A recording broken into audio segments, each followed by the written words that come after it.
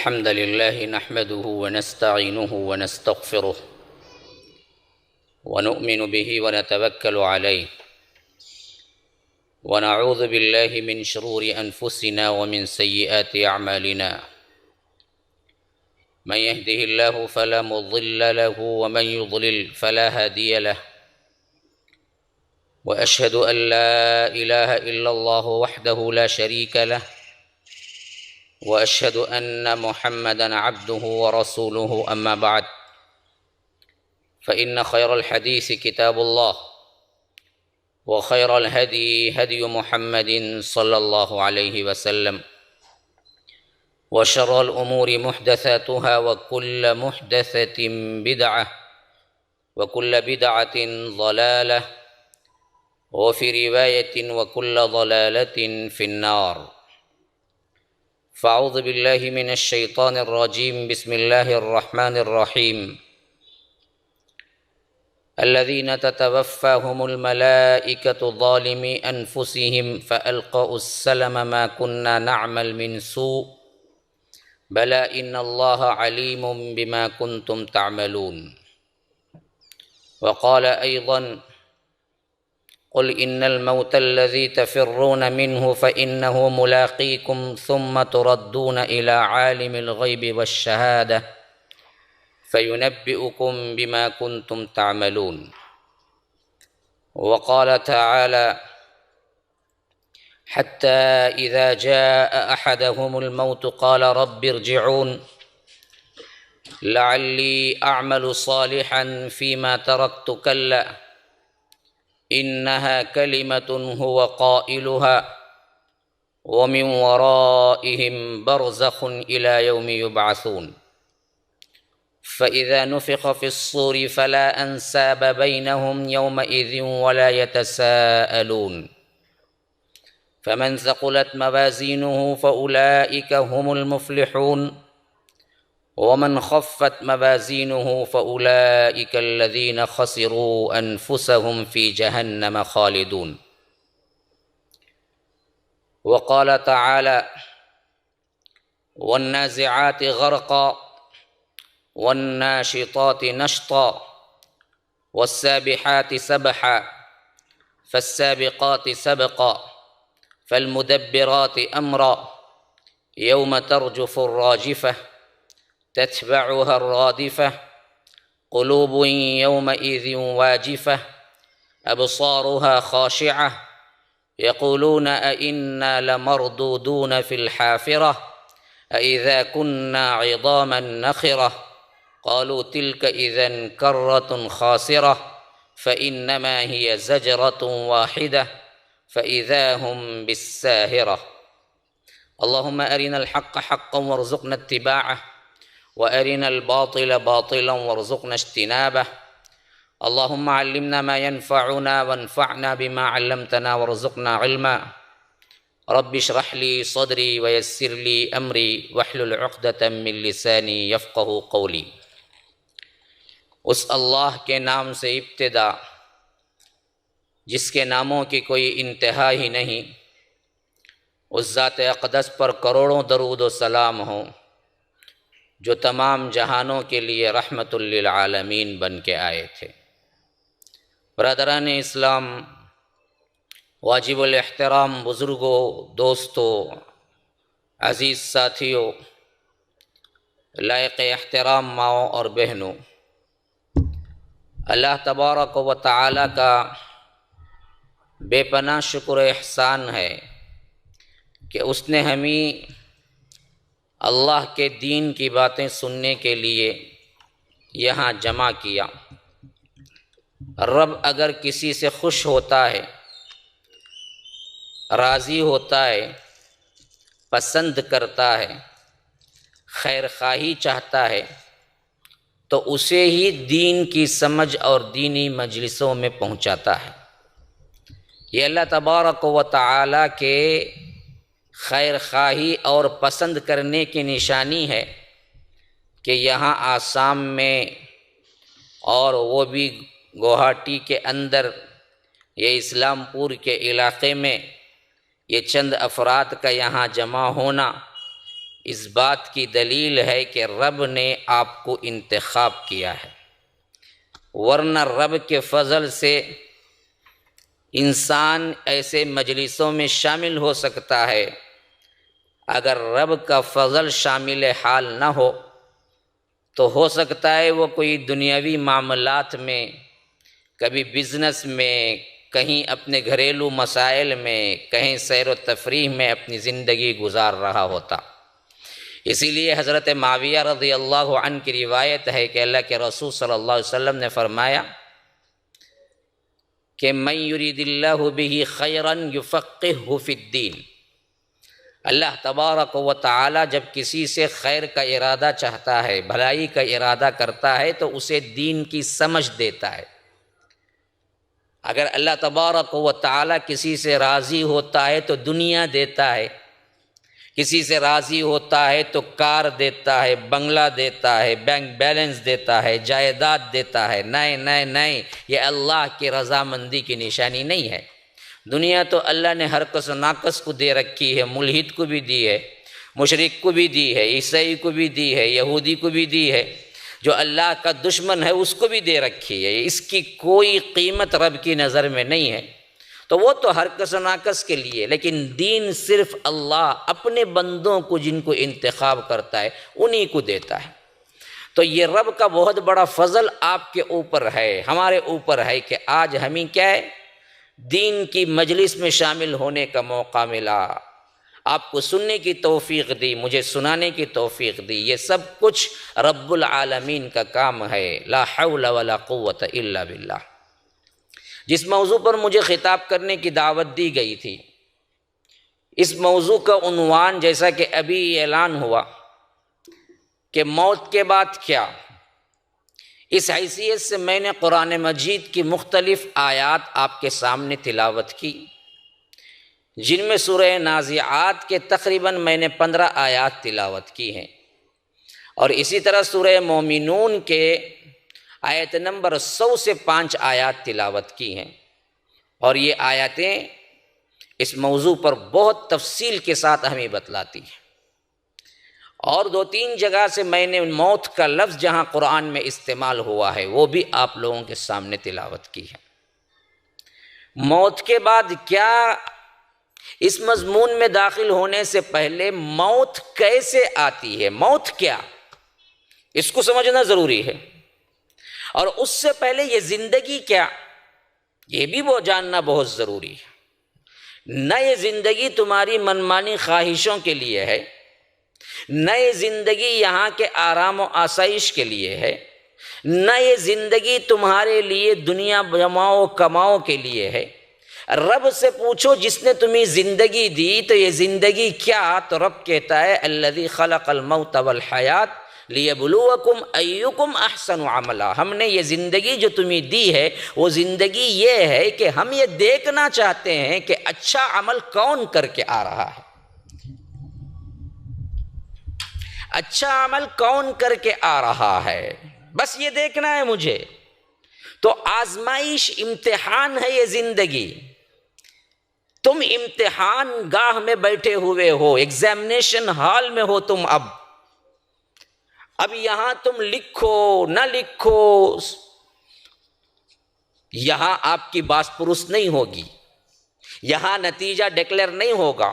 کسی بھی اسکول میں، کسی بھی کالج میں، کسی بھی یونیورسٹی میں ایگزامینیشن ہال میں تمہارا نتیجہ اعلان نہیں ہوتا۔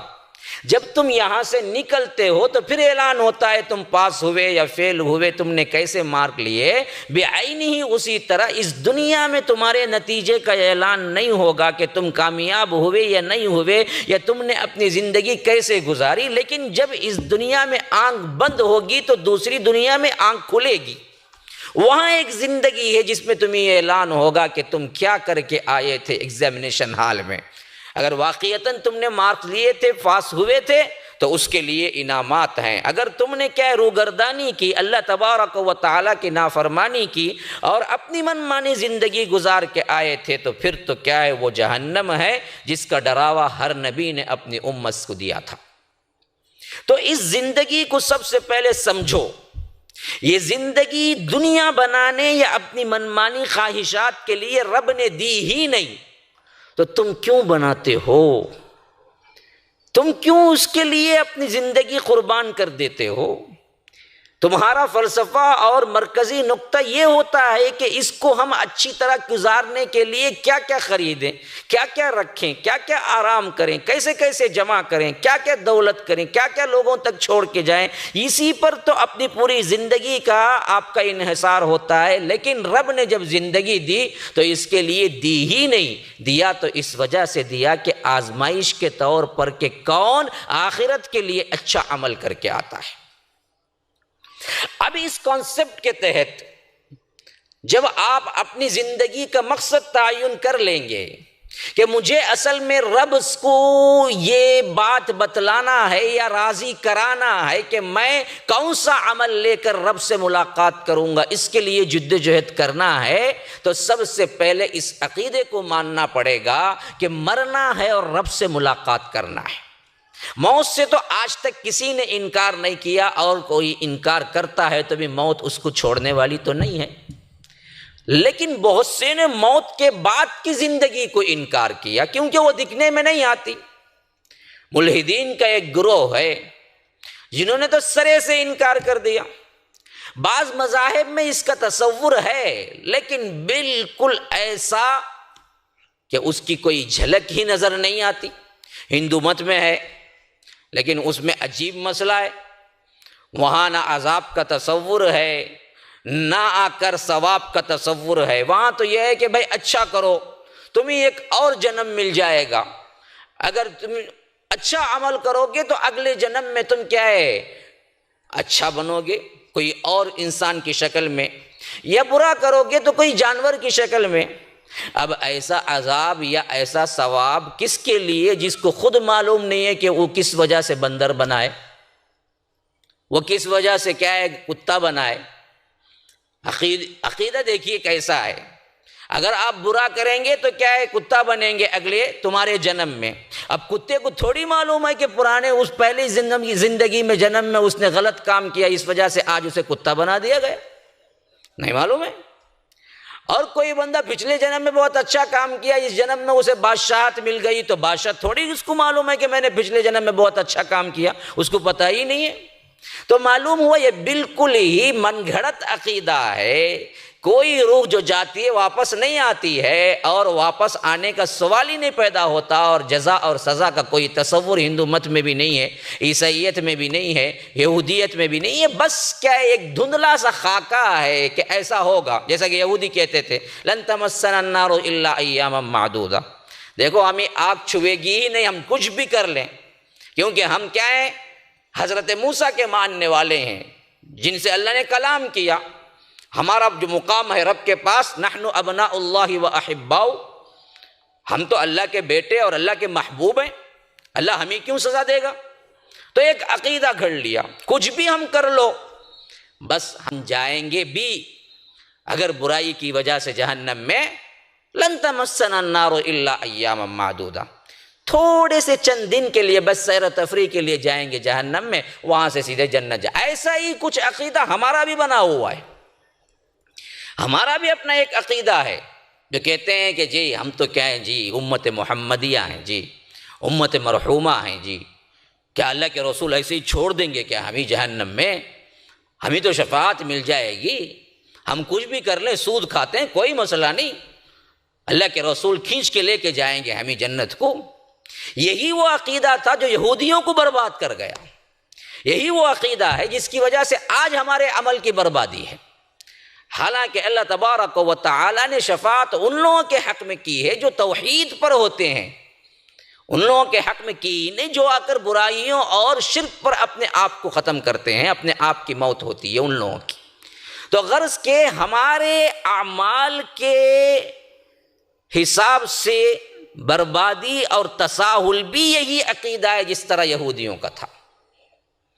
اب تیسرا، قرآن و سنت کے دائرے میں موت کیا ہے، موت کیسے آتی ہے، موت کے وقت انسان کی حالت کیا ہوتی ہے، یہ چند آیات میں آپ کے سامنے تلاوت کیا جس کا ترجمہ میں پیش خدمت کروں گا، لیکن اس کے بعد اصل زندگی کے حوالے سے قرآن کتنا واضح تصور دیتا ہے جو کسی اور مذہب میں آج تک نہ ہے نہ ہو سکتا ہے۔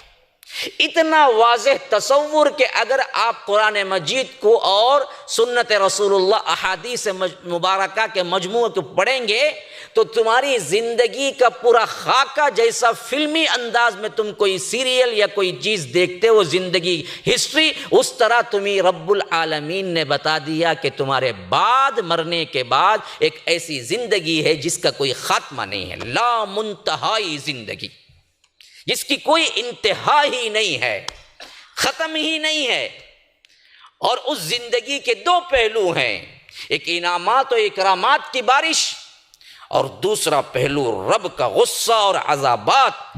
اگر وہ پھنسا پھر کبھی نہ نکلے گا، اگر وہ کامیاب ہو گیا تو اس سے بڑی کامیابی کوئی نہیں ہے، خواہ دنیا میں اس نے بغیر سائے کی زندگی گزاری ہو، بغیر چھت کے زندگی گزاری ہو، چار چٹنی پہ زندگی گزاری ہو، کھانا نہ ملنے پر اور تنگ دستی میں زندگی گزاری ہو، اگر وہ رب کے پاس کامیاب ہو گیا اور اللہ نے اسے جنت دے دی تو وہ سب سے بڑا کامیاب ہے۔ اگر وہ صوفوں اور گدوں پر زندگی گزاری ہو اور ایئر کنڈیشن کمروں پر اور نوکر چاکر کے درمیان محلات میں زندگی گزاری ہو، لیکن رب کے ہاں اگر اسے جہنم مل جائے تو اس سے بدبخت ترین انسان کائنات میں کوئی نہیں ہے۔ وَمَا الْحَيَاةُ الدُّنْيَا إِلَّا مَتَاعُ الْغُرُورِ، یہ دنیا کی زندگی سوائے دھوکے کے اور کچھ ہے ہی نہیں، یہ دھوکہ ہے۔ اصل زندگی کیا ہے؟ اصل زندگی یہ ہے کہ فَمَنْ زُحْزِحَ عَنِ النَّارِ وَأُدْخِلَ الْجَنَّةَ فَقَدْ فَازَ، جس کو رب جہنم سے دور رکھ دے اور جنت اس کا ٹھکانہ بن جائے وہ سب سے بڑی کامیابی ہے، وہی اصل کامیابی ہے۔ تو اب آئیے سب سے پہلے ملاقات ہم ان آیتوں کے ساتھ کرتے ہیں جن میں رب العالمین نے موت کا ذکر کیا ہے۔ یہ موت ہے کیا؟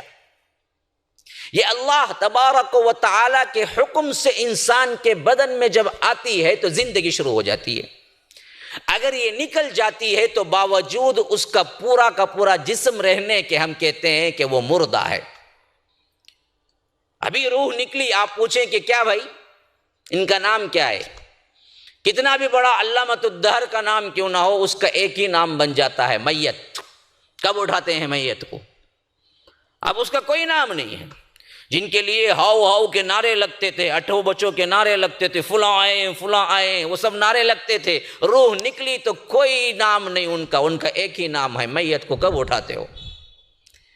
تو معلوم ہوا اصل جس کی عزت تھی، جس کو بلاتے تھے، جس کو بٹھاتے تھے، جس کے آنکھوں پہ کیا ہے بٹھاتے تھے، جن سے خوش ہوتے تھے، جن سے محبت کر، وہ اصل روح تھی جو اس کے جسم میں تھی۔ وہ جسم میں جب داخل ہوئی تو انسان بنا، اگر وہ نکل گئی تو میت بن گیا۔ تو یہ داخل کب ہوتی ہے؟ یہ رب کے حکم سے ماں کے پیٹ میں اس وقت داخل ہوتی ہے جب انسان کا نطفہ 4 مہینے کا بن جاتا ہے۔ اللہ کے رسول صلی اللہ علیہ وسلم نے باقاعدہ طور پر فرمایا، بخاری و مسلم کی روایت کے اندر نعمان بن بشیر روایت کرتے ہیں کہ ہر بچہ ماں کے پیٹ میں فی بطن امی 40 یوما نطفہ، 40 دن نطفے کی شکل، پھر اس کے بعد 40 دن علقہ، پھر 40 دن مضغہ۔ یہ 40 مل جائیں تو کتنے ہیں؟ 3 40 کتنے ہیں بھائی؟ کتنے مہینے لگتے ہیں 3 40؟ ہاں 3 40 کتنے مہینے لگتے ہیں؟ ہاں ایسے بولیں گے تو میں بھی بولوں گا، خالی میں سناؤں آپ خاموش بیٹھیں یہ نہیں ہوگا۔ آپ بھی سن رہے ہیں یا نہیں ہے مجھے معلوم ہونا چاہیے نا، تو آپ کو بھی جواب دینا ہے، آپ بھی سنائیں میں بھی سنوں گا۔ تو یہ 4 مہینے کا جب بچہ ہو جاتا ہے تو اللہ کے رسول صلی اللہ علیہ وسلم نے فرمایا کہ ثم یرسل الیہ الملک، پھر اس روح کی طرف اللہ تبارک و تعالی فرشتے کو بھیجتا ہے ماں کے پیٹ میں۔ وہ فرشتہ کیا کرتا ہے؟ فینفخ فیہ الروح، اس ماں کے پیٹ میں رہنے والے بچے کے اندر روح پھونکتا ہے، وہاں سے زندگی کا آغاز شروع ہوتا ہے. ہاں، اور اسی وقت لکھ دیا جاتا ہے تقدیر میں.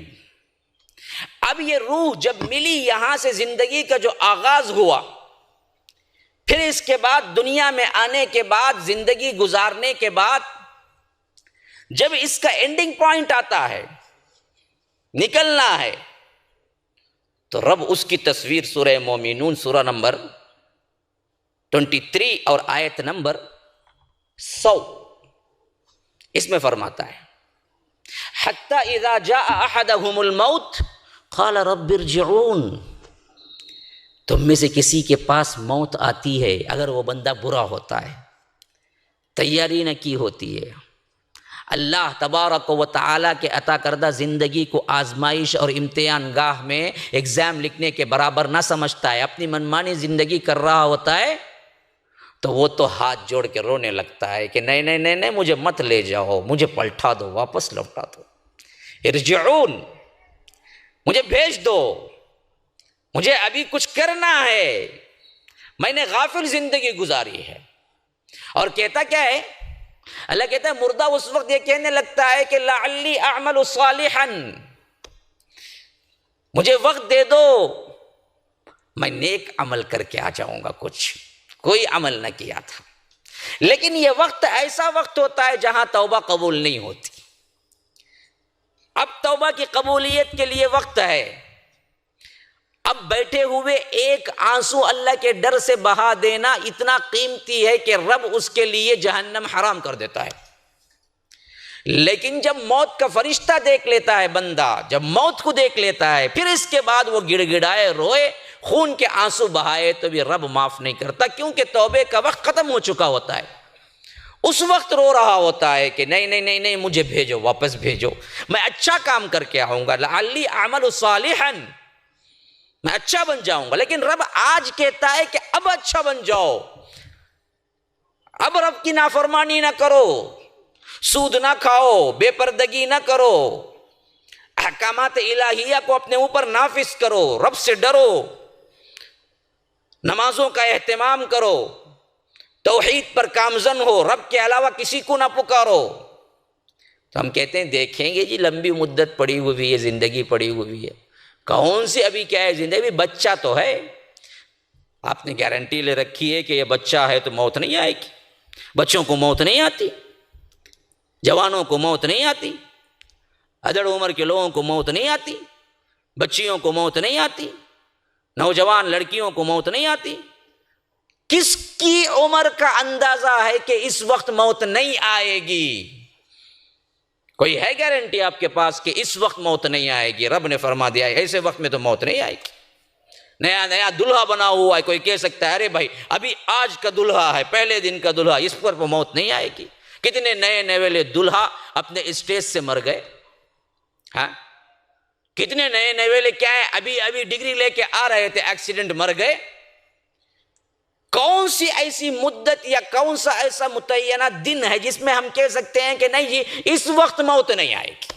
بتاؤ. ہاں، ماں کے پیٹ میں سے بھی مرا ہوا بچہ نکلتا ہے کبھی کبھی، سانس دو سانس لیتا نہیں، مر جاتا ہے کبھی کبھی، سال 1 سال کا ہوتا ہے، مر جاتا ہے کبھی کبھی. کبھی موت نہ لکھی ہو دیر دراز سے تو 80 سال 70 سال موت کو پکار پکار کے مرتا ہے، موت نہیں آتی. ایسے بوڑھے بھی ہیں. تو اصل مقصود یہ ہے کہ رب نے کوئی چیز متعین ہی نہیں کی کہ تمہیں کیا ہے موت نہیں آئے گی، تو پھر تم کس پہ تکیہ کر کے بیٹھے ہوئے ہو کہ ہمیں تو موت اب اتنی جلدی تو تھوڑی آئے گی، دیکھ لیں گے جب آئے گی. یہ ہے اصل فساد کی جڑ جو انسان کو شیطان وساوس میں ڈالتا ہے. اچھا، یہ تو معلوم ہو گیا کہ موت جب آتی ہے، بندہ اگر برا ہوتا ہے تو وہ کہتا ہے کہ ممی پلٹا دو، لوٹا دو، ہم کو کیا ہے اچھا عمل کر کے آنا ہے. لیکن جس کیفیت میں آتی ہے وہ کیفیت رب نے سورہ نازعات کے اندر 79 سورہ نمبر آپ جا کے پڑھ لیجئے. یہ موت بھی کیا چیز ہے، ایک لمحے کے لیے تصور کر لیں، کیونکہ جو زندہ ہے اس کو مرنا ہے، اور جو مرنا ہے وہ اس پر سے گزرنا ہے. کس پر سے؟ موت کے ان تکالیف پر سے، اس کے علاوہ چارہ کار نہیں اسے، اس پر سے جانا ہی جانا ہے۔ اور وہ کیا تکلیفیں ہیں پتہ ہے؟ اگر ہم ایک مرتبہ جان لیں گے کہ واقعتاً جسم سے جب یہاں سے روح جدا ہوتی ہے تو کیا بیتتی ہے، تو یاد رکھیے راتوں کی نیند حرام ہو جائے گی۔ وہ تکلیفات سے ہر ایک کو نکلنا پڑتا ہے۔ ہاں، کوئی نہیں بچا، کوئی نہ بچ سکتا ہے۔ ایک کیفیت تو وہ ہے جس پر سے گزرنا ہی گزرنا ہوتا ہے، جب جدا ہو رہی ہوتی ہے جسم سے روح۔ موت کی سنگینی اس بات سے اندازہ لگا لیجئے کہ اللہ کے رسول صلی اللہ علیہ وسلم جب اللہ نے ملاقات کے لیے بلوایا تو اماں عائشہ کہتی ہیں کہ خود اللہ کے رسول صلی اللہ علیہ وسلم کے الفاظ بھی یہی تھے موت کے وقت آخری میں، ان للموت سکرات، ان للموت سکرات۔ یہ موت ہے نا، بہت بڑی آزمائش، بہت بڑی سکرات، بہت بڑی مصیبت ہے۔ اللہ کے رسول صلی اللہ علیہ وسلم کہہ رہے تھے موت کے وقت۔ اماں عائشہ رضی اللہ عنہا روایت کر رہی ہیں کہ زبان مبارک پہ یہ الفاظ تھے۔ اسی طرح عبداللہ بن عمرو بن عاص جو بہت بڑے صحابی ہیں، اپنے باپ سے پہلے اسلام قبول کیے، حضرت عمرو بن عاص کے بیٹے، اور حضرت عمرو بن عاص بھی وہ صحابی ہیں جو آگے چل کر فاتح مصر بنے، مصر کے فاتح بنے۔ یہ کہتے ہیں کہ ابا جان ہمیں ہمیشہ کہا کرتے تھے کہ یہ لوگ مرتے وقت زندہ ہوتے ہیں لیکن کوئی مرتے وقت کیفیت بیان نہیں کرتا کہ اس کے اوپر کیا بیت رہی ہے۔ مجھے تعجب یہ ہوتا ہے کہ لوگ کیوں نہیں بیان کرتے کہ مرتے وقت ان پر کیا بیت رہی ہوتی ہے۔ پھر ایک مرتبہ ایسا ہوا کہ خود عمرو بن عاص پر موت آئی رضی اللہ عنہ، تو حضرت عبداللہ بن عمرو بن عاص کہتے ہیں کہ میں اپنے ابا کے بالکل سرہانے کھڑا ہوا تھا اور میں نے کہا کہ ابا جان، آپ تو لوگوں سے کہتے تھے کہ جب موت آتی ہے تو کیوں وہ لوگ نہیں کہتے کہ ان پر کیا گزرتی ہے؟ آج وہی حالت آپ پر آئی ہوئی ہے، آپ ہی بتا دیں کہ اب آپ اپنے آپ میں کیا محسوس کر رہے ہیں۔ حضرت عبداللہ بن عمرو بن عاص کے اس قول پر عمرو بن عاص رضی اللہ عنہ نے کہا کہ بیٹا مت پوچھو، اس کا درد بیان کرنے سے باہر ہے۔ کون صحابی رسول، کون فاتح مصر، کون جو اللہ کے رسول صلی اللہ علیہ وسلم کے انمول صحابہ میں سے ایک گروہ، ان میں کے ایک فرد، لیکن موت کے لیے کہہ رہے ہیں کہ درد بیان سے باہر ہے۔ تو حضرت عبداللہ بن عمرو بن عاص نے کہا کہ جو بھی کیفیت ہو رہی ہے آپ اس کو ڈسکرائب کیجئے، کچھ نہ کچھ بتائیے۔ کہا کہ ایسا محسوس ہو رہا ہے گویا کہ رضوا پہاڑ پر ایک آدمی کو برابر برابر اوپر سے کاٹ کے آدھا آدھا پھینکا جائے گا تو جیسے درد محسوس ہوگا ویسے مجھے محسوس ہو رہا ہے۔ ہاں، یہ کیفیت ہر ایک پر سے گزرنا ہے، موت کے وقت ہی سے شروع ہو جاتی ہے آپ کے لیے دوسری زندگی کا آغاز اور دوسری زندگی کے احوال آپ دیکھنے لگتے ہیں۔ ابھی دنیا نہیں چھوڑے، دنیا کے اندر ہیں، لیکن اسی وقت معاملہ معلوم ہو جاتا ہے کہ کون کیا عمل کر کے آیا ہے۔ تو رب العالمین ہمیں اس کی کیفیت کے بارے میں بتا رہا ہے۔ سورہ نازعات کی پہلی آیت فرمایا کہ وَالنَّازِعَاتِ غَرْقًا، جب فرشتے ڈوب کر کھینچتے ہیں۔ اب ذرا اس آیت پر غور کیجئے، جب بندے کی روح نکالنے قبض کرنے کا موقع آتا ہے اور وہ بندہ گنہگار ہوتا ہے، رب کا نافرمان ہوتا ہے، تو رب العالمین کہتا ہے کہ میرا فرشتہ گویا اس کے بدن میں اندر داخل ہو کے اس کی روح کو کھینچتا ہے۔ اور بری روح جب ہوتی ہے، بد کردار بد اعمال والی، اللہ کو بھلا کے زندگی گزارنے والی، تو کیا ہوتا ہے پتہ ہے؟ دوسری جگہ فرما رہا ہے اللہ تبارک و تعالیٰ سورہ نحل میں، الذین تتوفاہم الملائکۃ ظالمی انفسہم فالقوا السلم ما كنا نعمل من سوء بلا ان اللہ علیم بما کنتم تعملون فادخلوا ابواب جہنم خالدین فیہا، کہ جب ہمارے فرشتے روح نکالنے کے لیے پہنچتے ہیں، جو رب کا نافرمان ہے، اللہ کی اطاعت میں نہیں گزارتا، نیکیوں میں اپنی زندگی نہیں گزارتا، تو اس کی روح آنے سے کترا کے اس کے جسم میں بھاگنے لگتی ہے۔ ہاں، فَأَلْقَوْا السَّلَمَ، کیونکہ وہ جان لیتا ہے کہ میں نے برا عمل کیا، آج میرے لیے کوئی رہائی نہیں ہے، مَا كُنَّا نَعْمَلْ مِن سُوءٍ، میں نے سوائے برے عمل کے اور کچھ نہیں کیا۔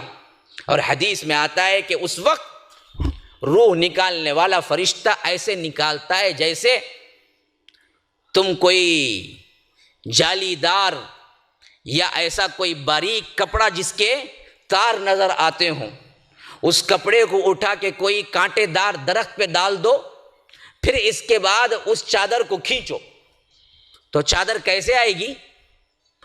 تار تار ہو کے پھٹی ہوئی، الگ الگ زخمی زخمی بعینہ ہی۔ اسی طرح روح جب نکلتی ہے بد کردار افراد کے جسم سے، تو اللہ کے رسول صلی اللہ علیہ وسلم کہتے ہیں کہ ایسا اس کو کھینچا جاتا ہے کہ اس کی رگوں کے ایک ایک ٹکڑے میں سے کٹ کٹ کے زخمی ہو کے وہ روح نکلتی ہے، مرتا ہے جیتا ہے، مرتا ہے جیتا ہے، مرتا ہے جیتا ہے، یہاں تک کہ اس کی روح نکال لی جاتی ہے۔ ہاں، کلا اذا بلغت الحلقوم، ہرگز نہیں جب جان ہنسلی تک پہنچ جائے گی، حلق تک۔ یہ نزا کا آخری عالم ہوتا ہے جسے ہم بولتے ہیں آخری ہچکی، آج کی ہچکی بولتے ہیں نا، یہ ہچکی موت کی ہچکی ہوتی ہے جب جان کیا ہے یہاں پہنچ جاتی ہے برابر، جس کا ذکر رب العالمین نے واقعہ میں کیا ہے، سورہ واقعہ کے اندر، اذا بلغت الحلقوم، ہنسلی تک پہنچ جائے گی، وَأَنْتُمْ حِينَئِذٍ تَنْظُرُونَ، اس وقت تم پاس کھڑے ہو کے میت کو، مردے کو دیکھ رہے ہوتے ہو جو ابھی زندہ ہے، لیکن پاس کھڑے ہو کے بھی تم کچھ نہیں کر سکتے۔ تم کہتے ڈاکٹر کو بلاؤ، ہاسپٹل لے جاؤ، ایمبولینس لے جاؤ، لیکن جس کا جانا ہے وہ جا چکا ہوتا ہے۔ اللہ کہتا ہے وَنَحْنُ أَقْرَبُ إِلَيْهِ مِنْكُمْ وَلَكِنْ لَا تُبْصِرُونَ، تم سے زیادہ ہم اس کے اس وقت قریب ہوتے ہیں لیکن تم کو نظر نہیں آتا۔ مطلب یہ ہے کہ ہمارے فرشتے وہاں پر ہوتے ہیں جس کو تمہیں نظر نہیں آتا، تمہارے سے نزدیک ہمارے فرشتے ہوتے ہیں جس کی روح اس کو نکالنا ہے۔ ہاں، دوسری جگہ قیامہ میں فرمایا کہ کلا اذا بلغت التراق وقیل من راق وظن انه الفراق والتفت الساق بالساق الى ربك يومئذ المساق، ہرگز نہیں جب جان نکلنے کی اس کیفیت کو پہنچتے ہیں، لوگ چیختے ہیں، کوئی ہے جھاڑ پھونک کرنے والا، کوئی ہے ڈاکٹر، کوئی ہے اذا بلغت التراق وقیل من راق، کون ہے اس کو اچھا کر دے؟ کوئی ڈاکٹر کو بلاؤ، کوئی طبیب کو بلاؤ، کوئی پھونکنے والے کو بلاؤ، کوئی جھاڑ پھونک کرنے والے کو بلاؤ، نہیں۔ والتفت الساق بالساق، اس وقت پنڈلی سے پنڈلی ملا دی جاتی ہے۔ مطلب آپ دیکھے ہوں گے میت جیسے ہی مرتی ہے لوگ اس کے کیا کرتے ہیں، آنکھوں کو بھی بند کرتے ہیں، پاؤں سے پاؤں ملا کے کیا ہے باندھ دیتے ہیں۔ اب اس کا مسئلہ تمام ہو گیا۔ ہاں، وقیل من راق وظن انہ الفراق، اس وقت یقین کامل ہو جاتا ہے میت کو، مرنے والے کو، آج مجھے کوئی بچانے والا، اب یہ سب کچھ مجھے چھوڑ کے جانا ہے، بیوی کو بھی چھوڑنا ہے، بچوں کو بھی چھوڑنا ہے، والدین کو بھی چھوڑنا ہے، محبوب چیزوں کو بھی چھوڑنا ہے، جس کے لیے رب کی نافرمانی کی، جس کے لیے رشوتیں لی، جس کے لیے سود کھایا، جس کے لیے ظلم کیا، جس کے لیے جھوٹ بولا، بیوی کی ایک ایک باتوں میں آ کر نمازیں چھوڑی، اللہ کی نافرمانی کی، اولاد کی ایک ایک باتوں میں آ کر کیا ہے غلط طریقے سے مال کمایا، وہ سب کچھ آج چھٹنا ہے، یہ معلوم ہو چکا ہوتا ہے اس وقت خود میت کو۔ تو اذا بلغت التراق وقیل من راق وظن انہ الفراق والتفت الساق بالساق الى ربک یومئذ المساق، میت سے کہا جاتا ہے اب تجھے نکلنا ہے رب کی طرف، آج تجھے کوئی بچانے والا نہیں۔ یہ کیفیت ہر ایک کے ساتھ ہونی ہی ہونی ہے۔ اس واسطے دل ہی نہ لگاؤ جاتے وقت تمہیں کیا ہے غم نہ ہو۔ دل کیوں لگاتے ہو جہاں رہنا ہی نہیں ہے؟ رہنا تو یہاں ہے ہی نہیں، پھر دل کیوں لگاتے ہو؟ جب دل ہی نہ لگے تو جاتے وقت کوئی پریشانی نہیں ہوگی، لیکن جب یہاں ہی سب کچھ سمجھ لیا تو یاد رکھو وہ تکلیف جب تمہیں اچانک تمہارے گھر سے نکال دیا جاتا ہے تو بندے کو کیا پریشانی ہوتی ہے، وطن سے نکال دیا جاتا ہے تو بندے کو کیا پریشانی ہوتی ہے۔ ویسے ہی جنہوں نے یہ دنیا کی زندگی کو سب کچھ سمجھ لیا، اس وقت انہیں معلوم ہوگا کہ ہمارے لیے بہت بڑی پریشانی کیا ہے۔ ہم نے تو یہی سب کچھ سمجھ کے یہاں پر ہی پوری تیاری کی کہ محل بناؤ، گھر بناؤ، یہ بناؤ، وہ بناؤ، لیکن اب تو کیا ہے، کچھ نہیں ہے جہاں جا رہا ہوں۔ اسی لیے اللہ کے رسول صلی اللہ علیہ وسلم نے فرمایا کہ کن فی الدنیا کأنک غریب او عابر سبیل، دنیا میں اس طرح رہو جیسا کہ تم پردیسی مسافر رہتے ہو یا راہ گزر ہو، رستے میں سے گزر ہونا ہے، بس یہ راستہ ہے گزرنے کا، اس کے بعد یا تو ٹھکانہ جہنم ہے یا تو جنت ہے، ٹھکانے کو جانے کا راستہ ہے درمیان کا، اسی کو تم نے منزل سمجھ لیا۔ تو اللہ تبارک و تعالی یہاں پر ہمیں خطاب کر رہا ہے کہ جو میرے فرشتے وہ ہیں جو ڈوب کر کھینچتے ہیں، اس وقت میت تڑپتی ہے، بظاہر سامنے لوگوں کو معلوم نہیں ہوتا۔ کوئی کہنے والا کہہ سکتا ہے کیا مولوی صاحب جتنے مردوں کو ہم بھی دیکھیں، کتنوں کو ہم بھی کیا ہے روح نکلتے ہوئے دیکھا ہے، کچھ نہیں دیکھا ہم نے۔ آپ تو کیا ہے عجیب بات کرتے ہیں، اگر ہے کوئی چیز ایسی بھی تو بتاؤ۔ میں ان سے ایک ہی سوال کرتا ہوں، تمہاری عقل میں سب سمجھ آنے والی چیز ہے تو یہ بھی بتاؤ کہ اگر بجلی کے تار میں بجلی ہے اور وہ نظر نہیں آتی ہے اور تم کہو کہ اس سے کچھ نہیں ہوتا، تو پھر ننگی تار کو پکڑ کے دیکھ لو تم پہ کیا بیتتی ہے۔ اب میں پوچھتا ہوں کرنٹ لگ کے جو انسان مر جاتا ہے یا کرنٹ لگنے سے جو تکلیف ہوتی ہے، میں پوچھتا ہوں کہ بھائی مجھے تو نظر ہی نہیں آئی جو چیز تمہیں لگی، میں تو انکار کرتا ہوں کہ کرنٹ وغیرہ نہیں ہے، تو آپ کیا بولیں گے؟ پاگل بولیں گے؟ نہیں بولیں گے؟ آپ بولیں گے کہ ہاں نظر نہیں آتا لیکن ہے، یہ محسوس ہوتا ہے۔ اگر تمہیں کیا ہے شک ہے، کرنٹ والی تار کو چھو کے دیکھ لو۔ ویسے ہی اگر تمہیں شک ہے، تم کہیں جانے والے نہیں ہو، موت کے وقت محسوس کر لو گے۔ بہت سی وہ چیزیں رب نے اتنی عقل دی ہی نہیں کہ تم سمجھ سکو، اسی وجہ سے رب نے حکم ماننے کے لیے کہا۔ تمہاری جو عقل ہے وہ اتنی کم ہے، اتنی کم ہے کہ اللہ تبارک و تعالیٰ فرماتا ہے وَمَا أُوتِيتُم مِّنَ الْعِلْمِ إِلَّا قَلِيلًا، کہ میں نے جو علم تمہیں دیا ہے پوری دنیا کا علم شامل کر لو، سوائے ایک قطرے کے برابر تھوڑے سے علم کے علاوہ کچھ نہیں ہے۔ رب کے جو کارسازی ہے، رب کی جو خلاقی ہے، تم اس تھوڑے سے علم سے رب کی خلاقی کو پوچھو کہ یہ روح کیا ہے اور اس سے کیسے کیا ہے ہمیں درد محسوس ہوتا ہے، تو تمہیں سمجھ آئے گا؟ نہیں آئے گا۔ بعض لوگ یہ سمجھتے ہیں کہ اگر یہ چیز کچھ ہوتی تو عذاب قبر کے اندر تو ہمیں کچھ نہ کچھ نظر آتا،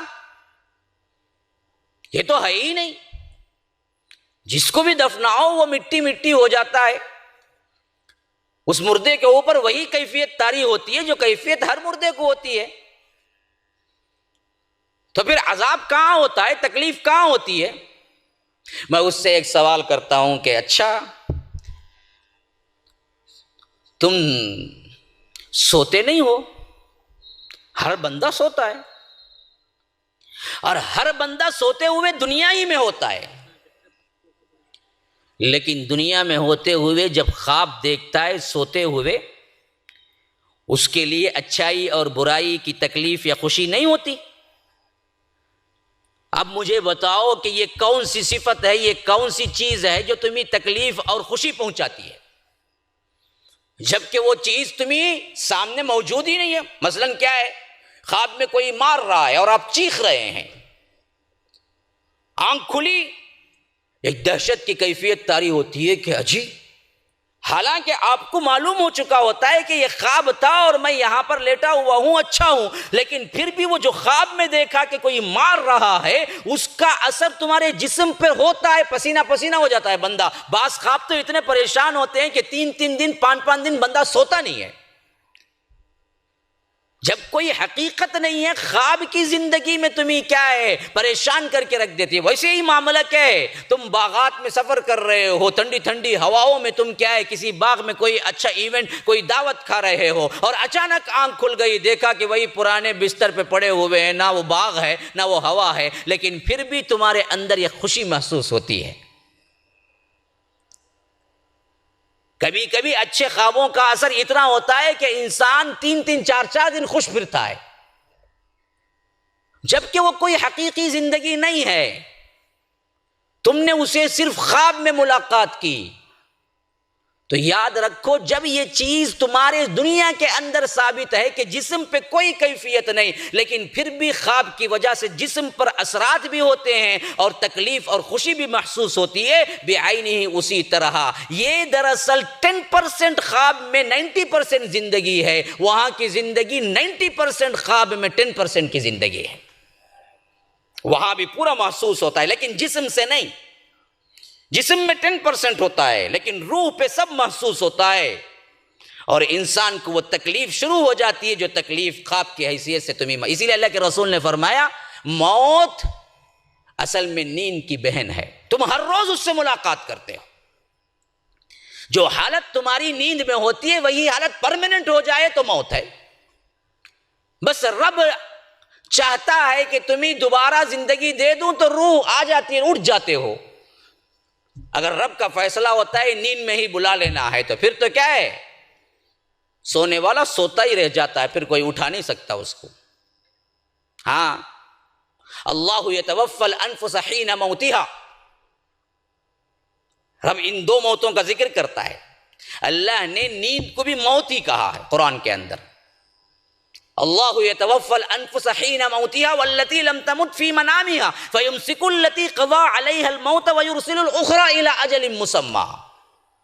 وہی اللہ ہے جو تمہارے سونے کے وقت، نیند کے وقت تمہارے روحوں کو نکال لیتا ہے۔ یتوفی الانفس حین موتہا، ہاں، واللتی لم تمت فی منامہا، ابھی ان کی موتیں نہیں آتی، وہ نیند میں ہوتے ہیں، نیند میں ہماری روح نکل جاتی ہے۔ ہر روز ہر رات ہم موت سے ملاقات کرتے ہیں، پھر بھی انسان سدھرتا نہیں۔ تو اللہ کہتا ہے ہر وقت ہم تمہیں کیا ہے اپنے ہی پاس رکھتے ہیں بلا کے۔ پھر اس کے بعد کیا ہوتا ہے، فَيُرْسِلُ الَّتِي قَضَى عَلَيْهَا الْمَوْتَ وَيُرْسِلُ الْأُخْرَى فَيُمْسِكُ الَّتِي قَضَى عَلَيْهَا الْمَوْتَ وَيُرْسِلُ الْأُخْرَى۔ جن کی موت واقع ہونی ہے ہم ان کو واپس پلٹاتے ہی نہیں۔ کتنے لوگ ہیں جو سوتے میں مر جاتے ہیں، اور جن کو ہمیں کیا ہے اور زندہ رکھنا ہوتا ہے ہم ان کی روحوں کو پھر دوبارہ لوٹا دیتے ہیں، تو دوبارہ جب آتی ہے تو آپ اٹھتے ہیں۔ پھر ایک دن آئے گا ضرور بالضرور، جب نکلے گی تو کبھی واپس نہیں آئے گی پھر۔ تو یہ نکلنے کا اور داخل ہونے کا ہر رات ہر نیند کے وقت تمہارے ساتھ کیا ہے، اللہ تبارک و تعالیٰ ایک پریکٹیکل نمونہ بنا کے رکھا ہے۔ دیکھو اگر تم نہیں مانتے ہو تو اب تو مان لو اپنی زندگی میں تم ہر دن اس سے ملاقات کرتے ہو۔ اچھا، اسی طرح حضرت ابراہیم علیہ السلام نے بڑا پیارا واقعہ قرآن کے اندر سورہ بقرہ کے اندر موجود ہے۔ اس موت کی کیفیت کے سلسلے میں حضرت ابراہیم علیہ السلام نے فرمایا، رب ارینی کیف تحیی الموتى، اے اللہ مجھے بتا دے تو کیسے زندہ کرتا ہے موت دینے کے بعد، مردے کو کیسے زندہ کرتا ہے تو، کیف تحیی الموتى۔ اللہ نے پوچھا قال اولم تؤمن، اے ابراہیم کیا تمہیں ایمان نہیں ہے اس پر؟ تو حضرت ابراہیم علیہ السلام نے کہا کہ قال بلا، نہیں اللہ مجھے پورا پورا یقین ہے، ولیکن لیطمئن قلبی، یہ اس وجہ سے پوچھ رہا ہوں کہ تاکہ مجھے اطمینان قلب نصیب ہو جائے، میں اپنے آنکھوں سے مشاہدہ کر لوں۔ تو اللہ نے کہا اچھا میں کیسے مراتا ہوں اور میں کیسے جلاتا ہوں، میں کیسے مار کے میں کیسے زندگی دیتا ہوں، یہ تم دیکھنا چاہتے ہو تو اچھا تو یوں کرو، قال بلا ولکن لیطمئن قلبی قال فخذ اربعۃ من الطیر فصرہن الیک. دیکھو 4 پرندوں کو تم لو، 4 پرندوں کو لو کے اچھی طرح اپنے آپ سے مانوس کروا لو، یعنی تم ہی خود ان کو پالو، اپنے پاس قریب رکھو، تم ہی خود ان کو دانہ ڈالو، تم ہی خود ان کے سامنے رہو، تاکہ وہ پرندے اور تم ایک دوسرے کو پہچان جائیں، اتنا عرصہ اپنے ساتھ ملا کے رکھو. پھر اس کے بعد ثم اجعل على كل جبل منهن جزءا ثم ادعهن يأتينك سعيا. ان پرندوں کو ذبح کر دو اور ان 4 پرندوں کے ٹکڑوں کو 4 حیثیت سے الگ الگ کر دو، کسی کا پاؤں، کسی کا سر، کسی کا پیٹ ملا لو. 4 کو ٹکڑے ٹکڑے کر دیا اور 4 کے ٹکڑے 4 میں ملا دیا. قال فخذ اربعۃ من الطیر فصرہن الیک ثم اجعل على كل جبل منهن جزءا ثم ادعهن يأتينك سعيا. تو ایسے 4 پرندوں کے 4 دھڑوں کو 4 ٹکڑوں کو ملا کے کسی بہت بڑے دور کے پہاڑ پہ رکھ دو. پھر اس کے بعد تم ان پرندوں کو بلاؤ نام لے کے، وہ دوڑتے ہوئے آئیں گے. یہی میرا حکم ہے اصل میں جیلا اٹھانے کا. میرے لیے کوئی تکلیف دہ بات نہیں، میں تو کن فیکون کا مالک ہوں. میں نے تمہیں جب پہلی بار پیدا کیا ہے تو دوسری بار پیدا کرنا مجھے کون سا مشکل ہے؟ میرا ایک حکم کافی ہے. لمحے کے 1000ویں حصے میں پھر پوری دنیا جڑے گی اور تم خود، خواہ تمہیں کیا ہے سمندر میں پھینک دیا جائے، خواہ تمہیں کیا ہے جانور کھا جائیں، خواہ تم کیا ہے فضاؤں ہواؤں میں اڑ جاؤ، یا آ کر تمہارے ٹکڑے ٹکڑے کر دیے جائیں یا جلا دیے جائیں، رب کہتا ہے کہ میرا ایک حکم کافی ہے کہ تم سب کے سب جہاں جہاں تمہارے ٹکڑے پڑے ہوئے وہ سب مل کے جمع ہوں گے، کھڑے ہوں گے، بھاگتے ہوئے آئیں گے. جس طرح تم ان پرندوں کو دیکھتے ہو، جیسا کہ حضرت ابراہیم کو مشاہدہ کرایا گیا، فرمایا کہ ایسے ہی میں ان لوگوں کو بھی جلاؤں گا، ان لوگوں کو میں مارتا ہوں، میرے لیے کوئی مشکل نہیں ہے. ہاں اچھا، اسی طرح اسی کے ساتھ دوسرا ایک واقعہ بھی ہے. یہ سب موت کے سلسلے میں، اس واسطے میں پہلے اس پر گفتگو کر رہا ہوں تاکہ آپ کے ذہنوں میں اچھی طرح بیٹھ جائے. اللہ کہتا ہے او کالذی مر علی قریۃ وہی خاویۃ علی عروشها قال انا یحیی هذه اللہ بعد موتها فاماته اللہ 100 عام ثم بعثه قال کم لبثت قال لبثت یوما او بعض یوم قال بل لبثت 100 عام فانظر الى طعامك وشرابك لم يتسنه وانظر الى حمارك ولنجعلك آية للناس وانظر الى العظام كيف ننشزها ثم نكسوها لحما فلما تبين له قال اعلم ان الله عزيز حكيم. ہاں یہ بڑا پیارا واقعہ ہے. بعض مفسرین نے کہا ہے کہ یہ واقعہ حضرت عزیر کے ساتھ پیش آیا تھا. بہرکیف یہاں نام ذکر نہیں ہے. فرمایا کہ ایک بندہ تھا، اللہ کا بندہ، جو ایک بستی پر سے گزر رہا تھا. او کالذی مر علی قریہ، وہ بستی اصل میں ایک زمانے میں بہت شاندار سٹی تھی، لیکن اس وقت بالکل اجڑ گئی تھی. یعنی زمانہ جب بیتتا ہے نا جی، اب آج سے کیا ہے 500 سال پہلے چلے جائیں، پتہ نہیں آسام کہاں تھا بھی یا نہیں میپ میں، اور آج کیا ہے ایک بہت بڑا کیا ہے شہر بنا ہوا ہے گوہاٹی، اس کے اندر ایک بہت بڑا کیا ہے اس کا کیپٹل بنا ہوا ہے. ہو سکتا ہے پھر ایک 500 سال گزر جائیں، پھر اس کے بعد اس کا نام و نشان نہ رہے. ایسا ہی ایک زمانے میں بہت بڑا شاندار جو سٹی تھی، جو شہر تھا، وہ دراصل اس وقت ایک ویران بنجر پڑا ہوا تھا. تو وہ اللہ کے بندے جو گزر رہے تھے نا، ان کی زبان سے نکل گیا. انہوں نے کہا انا یحیی ھذہ اللہ بعد موتہا، ایسے ویران شہر کو پھر اللہ کیسے زندہ کرے گا، کیسے پھر یہ آباد ہوگی. بس یہ خیال آنا تھا. تو اللہ کہتا ہے فَأَمَاتَهُ اللَّهُ، اللہ نے ان کو مار دیا، موت دے دی. کتنے سال کے لیے؟ 100 عام، 100 سال کو ہم نے مار دیا. 100 سال مرے پڑے رہے. ثم بعثہ، پھر اٹھا دیا. اب پوچھا اللہ نے فرشتوں کے ذریعے، قال کم لبثت، اچھا آپ بتاؤ جی کتنے دن مرے پڑے رہے، سوتے رہے، کتنے دن رہے تم؟ اب اس بندے کو جب وہ وہاں سے گزر رہا تھا تو شام کا وقت تھا، جب اٹھا تھا تو صبح کا وقت تھا۔ تو بندے نے کہا کہ میں ایک دن یومن او بعض یوم، ایک دن رہا ہوں گا یا اس سے کوئی کم یا تھوڑا بڑا، بس 100 سال جو بیتے اسے معلوم ہی نہیں ہوا 100 سال بیتے ہیں۔ اس نے کہا کہ یہ تو کیا ہے، ایک دن یا ایک دن کا کچھ حصہ۔ تو اللہ نے کہا کہ نہیں، قال بل لبثت 100 عام، تم 100 سال مردہ پڑے رہے، 100 عام۔ اچھا اب دوسرا کرشمہ، دوسرا معجزہ بھی میرا دیکھ لو۔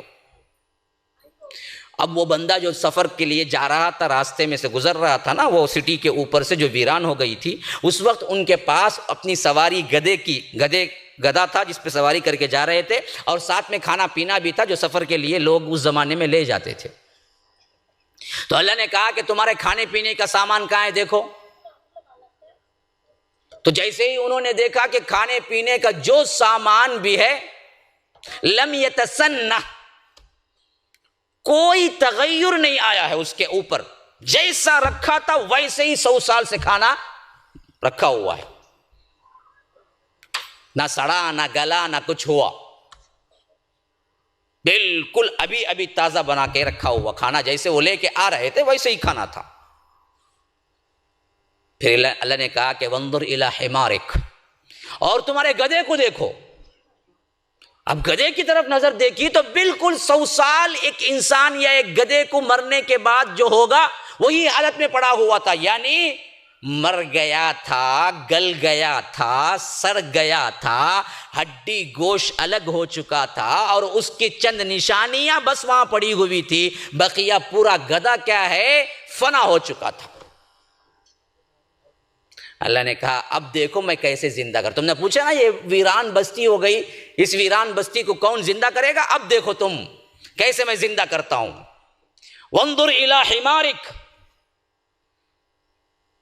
اب تم غور سے دیکھو اس گدھے کو جو کہ بالکل کیا ہے، بوسیدہ ہو چکا ہے، 100 سال گزر چکے ہیں مرنے کے بعد اس پر 100 سال گزر چکے ہیں، اس کو دیکھو ذرا غور سے۔ اب الی العظام کیف ننشزها ثم نکسوها لحما، تو اب یہ بندے کھڑے ہو کے دیکھ رہے ہیں گویا کہ کیا ہے، ایک فلم چل رہی ہے، اور اللہ کہتا ہے کہ فوری طور پر فضاؤں کے اندر، ہواؤں کے اندر، مٹی کے اندر جتنے اس کے پارٹس گل سڑ گئے تھے وہ پارٹس اوپر ایسے بننے لگے، اور وہ پارٹس ایک دوسرے کے ساتھ جڑنے لگے، یہاں تک کہ ہڈیوں کے ساتھ پورا اس کا ڈھانچہ بن گیا۔ پھر جیسے ہی ڈھانچہ بنا، گوشت آیا، جہاں جہاں بکریاں کھا گئی تھی اس کا گوشت کسی اور جانور نے کھا لیا تھا، کوئی کیڑے مکوڑے نے کھا لیا تھا، اس کے پیٹ سے وہاں سے وہ گوشت نکلا، اور وہ گوشت پھر گوشت کی شکل میں بنا، اور وہ گوشت پورا چڑھ گیا، اور پورا مکمل گدھا زندہ ہو کے کھڑا ہو گیا سامنے ہی بالکل۔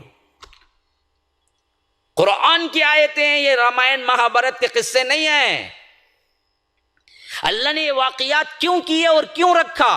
ان بدبختوں کے لیے رکھا جو کہتے ہیں کہ موت ہے ہی نہیں، یا موت ہے تو ہمیں کوئی چیز نظر نہیں آتی اس کے بعد کی زندگی میں، تو اللہ نے دنیا ہی میں قائم کر کے بتایا کہ بدبختوں اگر میں چاہوں تو دنیا ہی میں مار کر کے تمہیں پورا دوبارہ اٹھا سکتا ہوں۔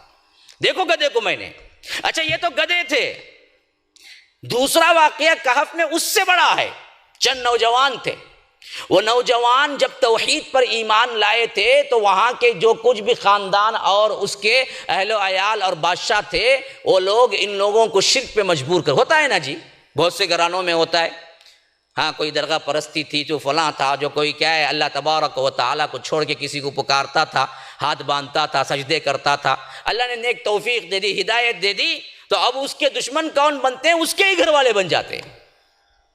ایسے ہی اللہ کے چند بندے اللہ کی توحید پر ایمان لائے پچھلے زمانے میں، اسی سے لفظ کہف پڑا ہے۔ کہف تو آپ نے سنا ہوگا، بڑا مشہور سورہ ہے سورہ کہف، اور کہف کا مطلب ہے غار۔ یہ غار والوں کا قصہ وہی ہے کہ چند نوجوان اللہ ایک پر ایمان لائے تھے اور شرک کرنے سے انکار کر دیا تھا، تو ان کے گھر والے ان کو پریشان کرنے لگے، مجبور کرنے لگے، واپس آؤ، ہمارے ہی دین کے مطابق کرو، شرک کرو۔ تو وہ اللہ کے نیک بندے تھے، نوجوان تھے، لیکن کوٹ کوٹ کے ایمان بھرا ہوا تھا۔ انہوں نے کہا کہ نہیں، ہم مر سکتے ہیں لیکن پھر شرک نہیں کر سکتے، ہم دوبارہ کیا ہے تمہارے لیے یہ بڑا گناہ نہیں کر سکتے۔ تو اب ان کو مارنے کی پلاننگ کر لی گئی تھی، اور اس میں حکومت بھی ساتھ تھی، اس وقت کا بادشاہ بھی ساتھ تھا۔ تو انہوں نے یہ کیا کہ اب تو کیا ہے، ان بدبختوں کو کوئی روک نہیں سکتا، ہمیں کیا ہے یہ لوگ نیست و نابود کر کے ہی چھوڑیں گے۔ تو انہوں نے کیا کیا، چھپے چھپے الگ الگ بات چیت کر کے ایک جگہ پوائنٹ رکھ لیا، یہاں آ کے جمع ہو جاؤ، یہاں سے ہم ہجرت کر کے کہیں دور چلے جائیں۔ اب ہوا یہ کہ جب یہ لوگ ساتھ میں آئے، تقریباً 7-8 تھے، یوں سمجھ لیجئے کہ وہ لوگ نکل کے گئے، جاتے ہوئے دیکھا کہ کوئی غار ہے، سوچا کہ ذرا سستا لیں، بہت دیر سے چل رہے ہیں، تھوڑی دیر آرام کر لیں گے پھر نکلیں گے۔ یہ سوچ کے وہ غار کے اندر آ کے بیٹھے ہی تھے۔ ہاں، اللہ کہتا ہے وَلَبِثُوا فِي كَهْفِهِمْ 300 سِنِينَ وَازْدَادُوا 9۔ ہاں، جیسے ہی بیٹھے اللہ نے ان کو مار دیا۔ اور کب تک مارے رکھا، کب تک مرے پڑے رہے؟ 300 سال اور ساتھ میں 9 سال، 300 سنین، 300 سال وازدادوا 9، 9 سال اور 309 سال۔ ایک ساتھ 309 سال کہنے کے بجائے 300 سال اور 9 سال کیوں کہا؟ تو اس میں کیا ہے، شمسی کیلنڈر اور قمری کیلنڈر دونوں کو ملا لیا گیا ہے، کیونکہ دونوں کیلنڈر رب کے ہی ہیں۔ شمسی سال 100 سال پورے ہوتے ہیں تو قمری سال کے 103 سال پورے ہوتے ہیں۔ چاند کے کیلنڈر میں 103 سال، یا یوں سمجھیے چاند کے کیلنڈر کے حساب سے 100 سال مکمل ہوتے ہیں، تو سورج کے کیلنڈر کے حساب سے 90 پر 7 سال ہی ہوئے ہوتے ہیں۔ تو دونوں کو 100 سال میں ڈیفرنٹ 3 سال کا ہو جاتا ہے۔ اس واسطے رب نے کہا کہ عیسوی اعتبار سے شمسی اور سورج کے کیلنڈر کے حساب سے یہ لوگ 300 سال رہے، اور چاند کے کیلنڈر کے حساب سے یہ لوگ 309 سال اس غار میں پڑے رہے، مرے پڑے رہے۔ ہاں، پھر کیا ہوا جی؟ وَكَذَلِكَ بَعَثْنَاهُمْ لِيَتَسَاءَلُوا بَيْنَهُمْ، پھر ہم نے ان کو اٹھا دیا، زندہ ہو گئے۔ ہاں، ابھی ایک دوسرے سے پوچھنے لگے، ارے ہم یہاں پر کتنی دیر سے ہیں؟ قَالَ قَائِلٌ مِّنْهُمْ كَمْ لَبِثْتُمْ، ان میں سے ایک نے پوچھا کہ ہم کتنی دیر یہاں پر رہے ہوں گے؟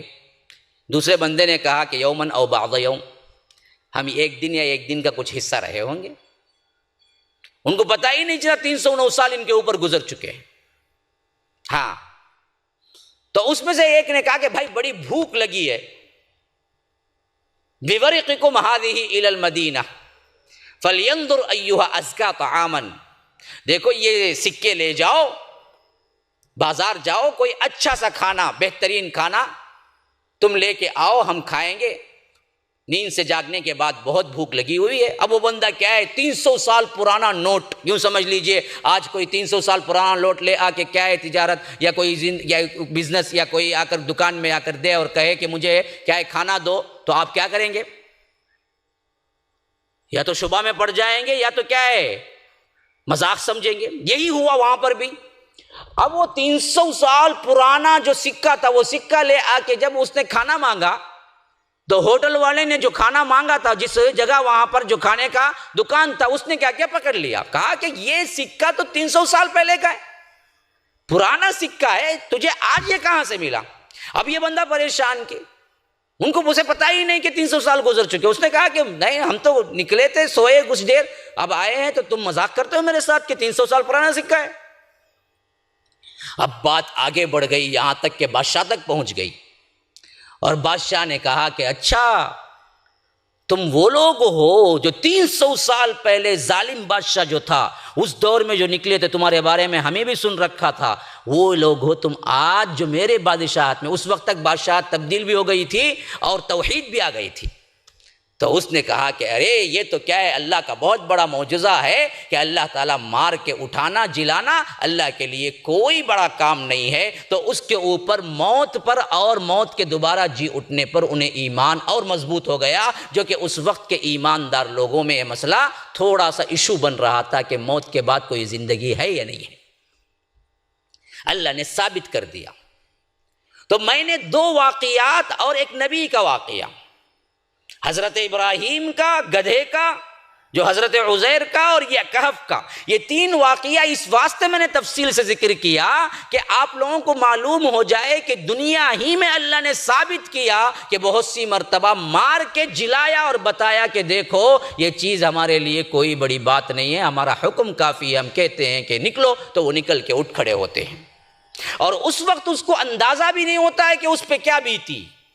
یہی حال ہوگا جب انسان قبر کی زندگی گزار کے حشر کے میدان میں اٹھے گا تو یہ پچھلی زندگی کو بھول جائے گا اور نئی زندگی کے بارے میں کہے گا کہ اب کیا ہوگا۔ بعض بدبختوں نے اسی سے لے لیا ہے کہ عذاب قبر نہیں ہے، حالانکہ بالکل غلط ہے۔ آگے کے احوال اتنے ہولناک ہوں گے کہ پیچھے کے احوال بھول جائیں گے، جیسے اسی دنیا میں تم ماں کے پیٹ کے احوال بھول جاتے ہو۔ ماں کے پیٹ میں تم نے کھایا، ہاں کھایا، ماں کا خون ہی دودھ بن کے تمہیں پہنچتا تھا، 9 مہینے میں تقریباً 5 مہینے تو پورے زندہ حالت میں گزارے۔ اب میں پوچھتا ہوں کہ بھائی تم اسی دنیا میں تھے، ماں کے پیٹ میں تھے، کھاتے پیتے تھے، ذرا تمہیں یاد کر کے بتاؤ اس وقت تم کیا کیا کرتے تھے؟ کسی کو یاد ہے ماں کے پیٹ میں کیا کرتے تھے؟ بتاؤ ذرا۔ جب دنیا کے پیٹ میں آئے تو ماں کے پیٹ کی حالت بھول گئی، حالانکہ ماں کے پیٹ میں تمہیں تکلیف بھی ہوتی تھی، تمہیں درد بھی ہوتا تھا، تمہارے لیے مسائل بھی کھڑے ہوتے تھے، ماں برداشت کرتی تھی۔ بعینی ہی اسی طرح یہاں کے پیٹ سے قبر کے پیٹ میں جائیں گے تو آپ کو عذاب ہوگا یا انعامات ہوں گے، جو بھی ہوگا، لیکن جب قبر کے پیٹ سے نکل کے پھر حشر کے میدان میں جائیں گے تو وہاں کے احوال آپ بھول جائیں گے، نئے احوال آپ کے لیے شروع ہو جائیں گے۔ اسی لیے یاسین میں آتا ہے من بعثنا من مرقدنا ھذا، ہم جو پڑے ہوئے تھے، سوئے ہوئے تھے، ہمیں کس نے اٹھا دیا؟ تو بعضوں نے کہہ دیا کہ دیکھو جی عذاب قبر وغیرہ کچھ نہیں ہے، ان کو تو تبھی پتہ چلے گا جب وہ اٹھیں گے، حالانکہ وہ بات نہیں ہے۔ عذاب قبر بالکل برحق ہے، وہ عذاب قبر تو عذاب قبر نہیں بلکہ تمہیں مرتے کے اسی لمحے سے جب تمہاری روح نکلتی ہے تمہارے لیے اچھائیاں برائیاں شروع ہو جاتی ہیں۔ عذاب قبر تو مرنے کے بعد ہے نا، میں تو کہتا ہوں شریعت ہمیں جو بتاتی ہے اس سے وہاں تمہارے احوال اس دنیا میں رہتے ہوئے اس دنیا سے پردہ اٹھ جاتا ہے تو یہ مسئلہ شروع ہو جاتا ہے، تم وہ سب دیکھنے لگتے ہو جو یہاں نہیں دیکھتے، اور تمہاری تکلیفات اور تمہارے انعامات وہیں سے شروع ہو جاتے ہیں۔ اب یہ کیسے ہے ذرا غور سے سنو۔ حضرت براء بن عازب روایت کرتے ہیں، ترمذی وغیرہ کے اندر پوری تفصیل آئی ہے، بہت سی روایات کا مجموعہ ہے۔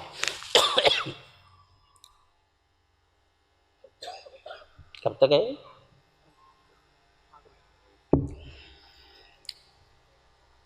تھوڑا سا والیوم بڑھا دو، تکلیف ہو رہی بولنے۔ تو اللہ کے رسول صلی اللہ علیہ وسلم ایک جنازے میں تشریف لائے۔ اب خبر تیار نہیں ہوئی تھی، ہماری طرح کا سسٹم تو نہیں تھا، نہیں بھائی تھوڑا کم کرو کم کرو کم کرو، ہماری طرح کا سسٹم تو نہیں تھا کہ پہلے ہی اعلان کر دیتے، پہلے ہی کیا ہے گورکن کو اطلاع دے دیتے۔ اس زمانے میں کیا ہے کچھ صحابہ کرتے تھے کام، تو جیسے ہی وہاں پہنچا جنازہ، ابھی قبر تیار نہیں ہوئی تھی، تو اللہ کے رسول صلی اللہ علیہ وسلم نے اس کے لیے تھوڑی دیر انتظار کرنے کے لیے بیٹھ گئے قبرستان میں۔ جب بیٹھ گئے تو صحابہ بھی بیٹھ گئے۔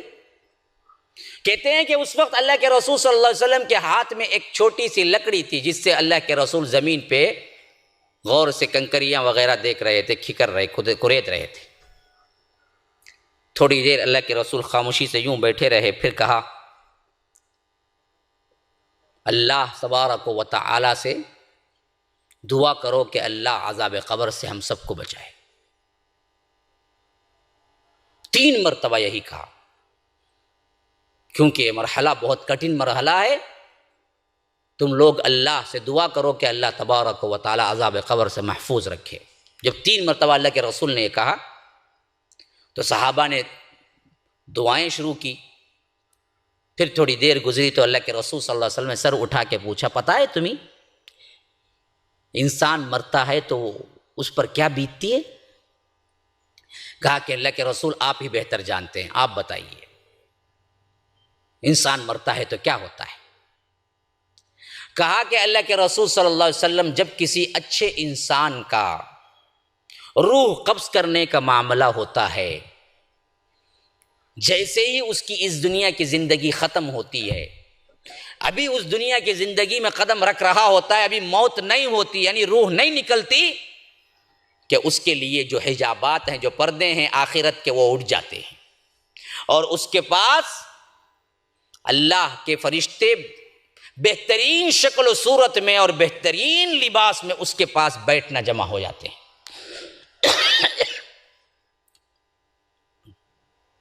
بیٹھتے یہاں تک کہ حد فاصل تک، جہاں تک نگاہ جاتی ہے، فرشتے اس کے قریب آ کے بیٹھ جاتے ہیں۔ اسی سے دراصل اس مردے کو ایک خوشی سی محسوس ہونے لگتے ہیں کہ اب رب کا بلاوا جو آ رہا ہے وہ دراصل کیا ہے؟ مجھے نیک لوگوں میں شامل کرنے کے لیے فرشتے نیک آئے ہیں اور خوبصورت آئے ہیں، اس سے تقویت ملتی ہے۔ جیسا کہ قرآن میں آیا ہے کہ ان الذین قالوا ربنا اللہ ثم استقاموا، جنہوں نے کہا کہ اللہ ہی ہمارا رب ہے، پھر اس پر جم گئے، جو بھی مصیبت آئی صبر کیا، کبھی شرک نہ کیا، توحید پر ہی اپنی زندگی گزاری، تتوفاہم الملائکہ، جب ملائکہ آتے ہیں تو اس سے کہتے ہیں غم نہ کرو، پست ہمت نہ ہو، فکر نہ کرو، وَأَبْشِرُوا بِالْجَنَّةِ، تمہارے لیے جنت کی بشارت ہے، الَّتِي كُنْتُمْ تُوعَدُونَ، جس کا وعدہ دنیا میں تمہارے سے کیا گیا تھا۔ تو اسی وقت مردے کی حالت کیا ہے؟ خوشی سی محسوس ہونے لگتی ہے اس کے اندر، کہ موت کو قبول کرنے کے لیے تیار ہو جاتا ہے، رب سے ملاقات کے لیے تیار ہو جاتا ہے، کیونکہ رب مجھ سے راضی ہے۔ تو اللہ کے رسول صلی اللہ علیہ وسلم کہتے ہیں کہ پھر جیسے ہی اس کا عین وقت، ایک لمحہ نہ آگے نہ ایک لمحہ پیچھے، اذا جاء اجلہم لا یستأخرون ساعۃ ولا یستقدمون، جب موت آتی ہے تو نہ ایک لمحہ آگے ہوتی ہے نہ ایک لمحہ پیچھے ہوتی ہے، عین وقت مقررہ پہ نکال لی جاتی ہے۔ تو اللہ کے رسول کہتے ہیں کہ جیسے ہی وہ عین لمحہ آتا ہے تو ملک الموت جو ان سب فرشتوں کا سردار ہوتا ہے، عموماً کیا ہے، مشہور ہو گیا کہ ملک الموت کا نام اسرائیل ہے، لیکن حدیث کے اندر کہیں اسرائیل کا نام نہیں آیا، ضعیف احادیث میں آیا ہے، یہودیوں کی روایت میں آیا ہے، لیکن صحیح احادیث میں کہیں نام نہیں آیا، نام آیا ہے تو ملک الموت آیا ہے۔ قرآن میں بھی آیا ہے قُلْ يَتَوَفَّاكُمْ مَلَكُ الْمَوْتِ الَّذِي وُكِّلَ بِكُمْ، سورہ سجدہ کے اندر۔ تو ہم کو کہنا یہی چاہیے کہ ملک الموت، موت کا فرشتہ، ہمیں نام نہیں لینا چاہیے کیونکہ ہمیں معلوم نہیں ان کا نام کیا ہے۔ تو اللہ کے رسول صلی اللہ علیہ وسلم کہتے ہیں کہ جیسے ہی عین وہ لمحہ آ جاتا ہے جہاں سے روح نکلنا ہے، اب اس کے اندر، اس کے بعد اس کے جسم میں روح رہنے کا ایک لمحہ بھی نہیں ہوتا ہے، تو اس وقت ملک الموت، سب سے بڑا فرشتہ آتا ہے، افسر، اور وہ آ کے جان نکالتا ہے، اور جان یوں نکل جاتی ہے جیسے مشک، اور جیسے تمہارا کئی مشکیزہ ہوتا ہے، اور مشکیزے میں سے اگر تم اپنے پانی کو نیچے ڈالو، اونڈھیلو، تو جس طرح آسانی کے ساتھ آخری خطرہ تک نکل جاتا ہے، اس طرح مومن بندے کی روح نکل جاتی ہے بغیر کوئی تکلیف دیے، آسانی کے ساتھ۔ وہیں سے معلوم ہو جاتا ہے مومن بندے کو کہ رب کی رضا ہے، خواہ وہ اللہ کی بندی ہو یا اللہ تبارک و تعالیٰ کا بندہ ہو، مرد ہو یا عورت، سب کے ساتھ یہی پیش آتا ہے، آسانی کے ساتھ روح نکل جاتی ہے، جس طرح مسکے سے بال نکال لیتے ہو تم۔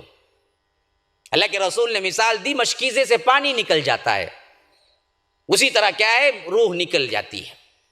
اللہ کے رسول صلی اللہ علیہ وسلم جیسے ہی روح نکلتی ہے، ملائکہ پہلے ہی اس روح کے لیے جنت کا کفن اور جنت کی خوشبو لے آئے ہوئے ہوتے ہیں، جس کے اندر سے عجیب طرح کی خوشبو نکلتی ہے، اور اس کپڑے میں، اس کفن میں اس روح کو لپیٹ لیا جاتا ہے، اور اس سے خوشبوئیں نکل رہی ہوتی ہیں جو جنت کی خوشبوئیں ہوتی ہیں، یہاں تک کہ ایک لمحہ ضائع نہیں ہوتا۔ یا اللہ کے رسول نے یوں کہا کہ پلک جھپکنے کی دیر نہیں ہوتی کہ فرشتے ایک ہاتھ سے دوسرے ہاتھ میں، دوسرے سے تیسرے، تیسرے سے چوتھے، چوتھے سے پانچویں، یہاں تک کہ جو فرشتے لائن لگا لیتے ہیں کہ آسمان تک، وہاں تک وہ روح پہنچا دی جاتی ہے بغیر کسی تکلیف کے۔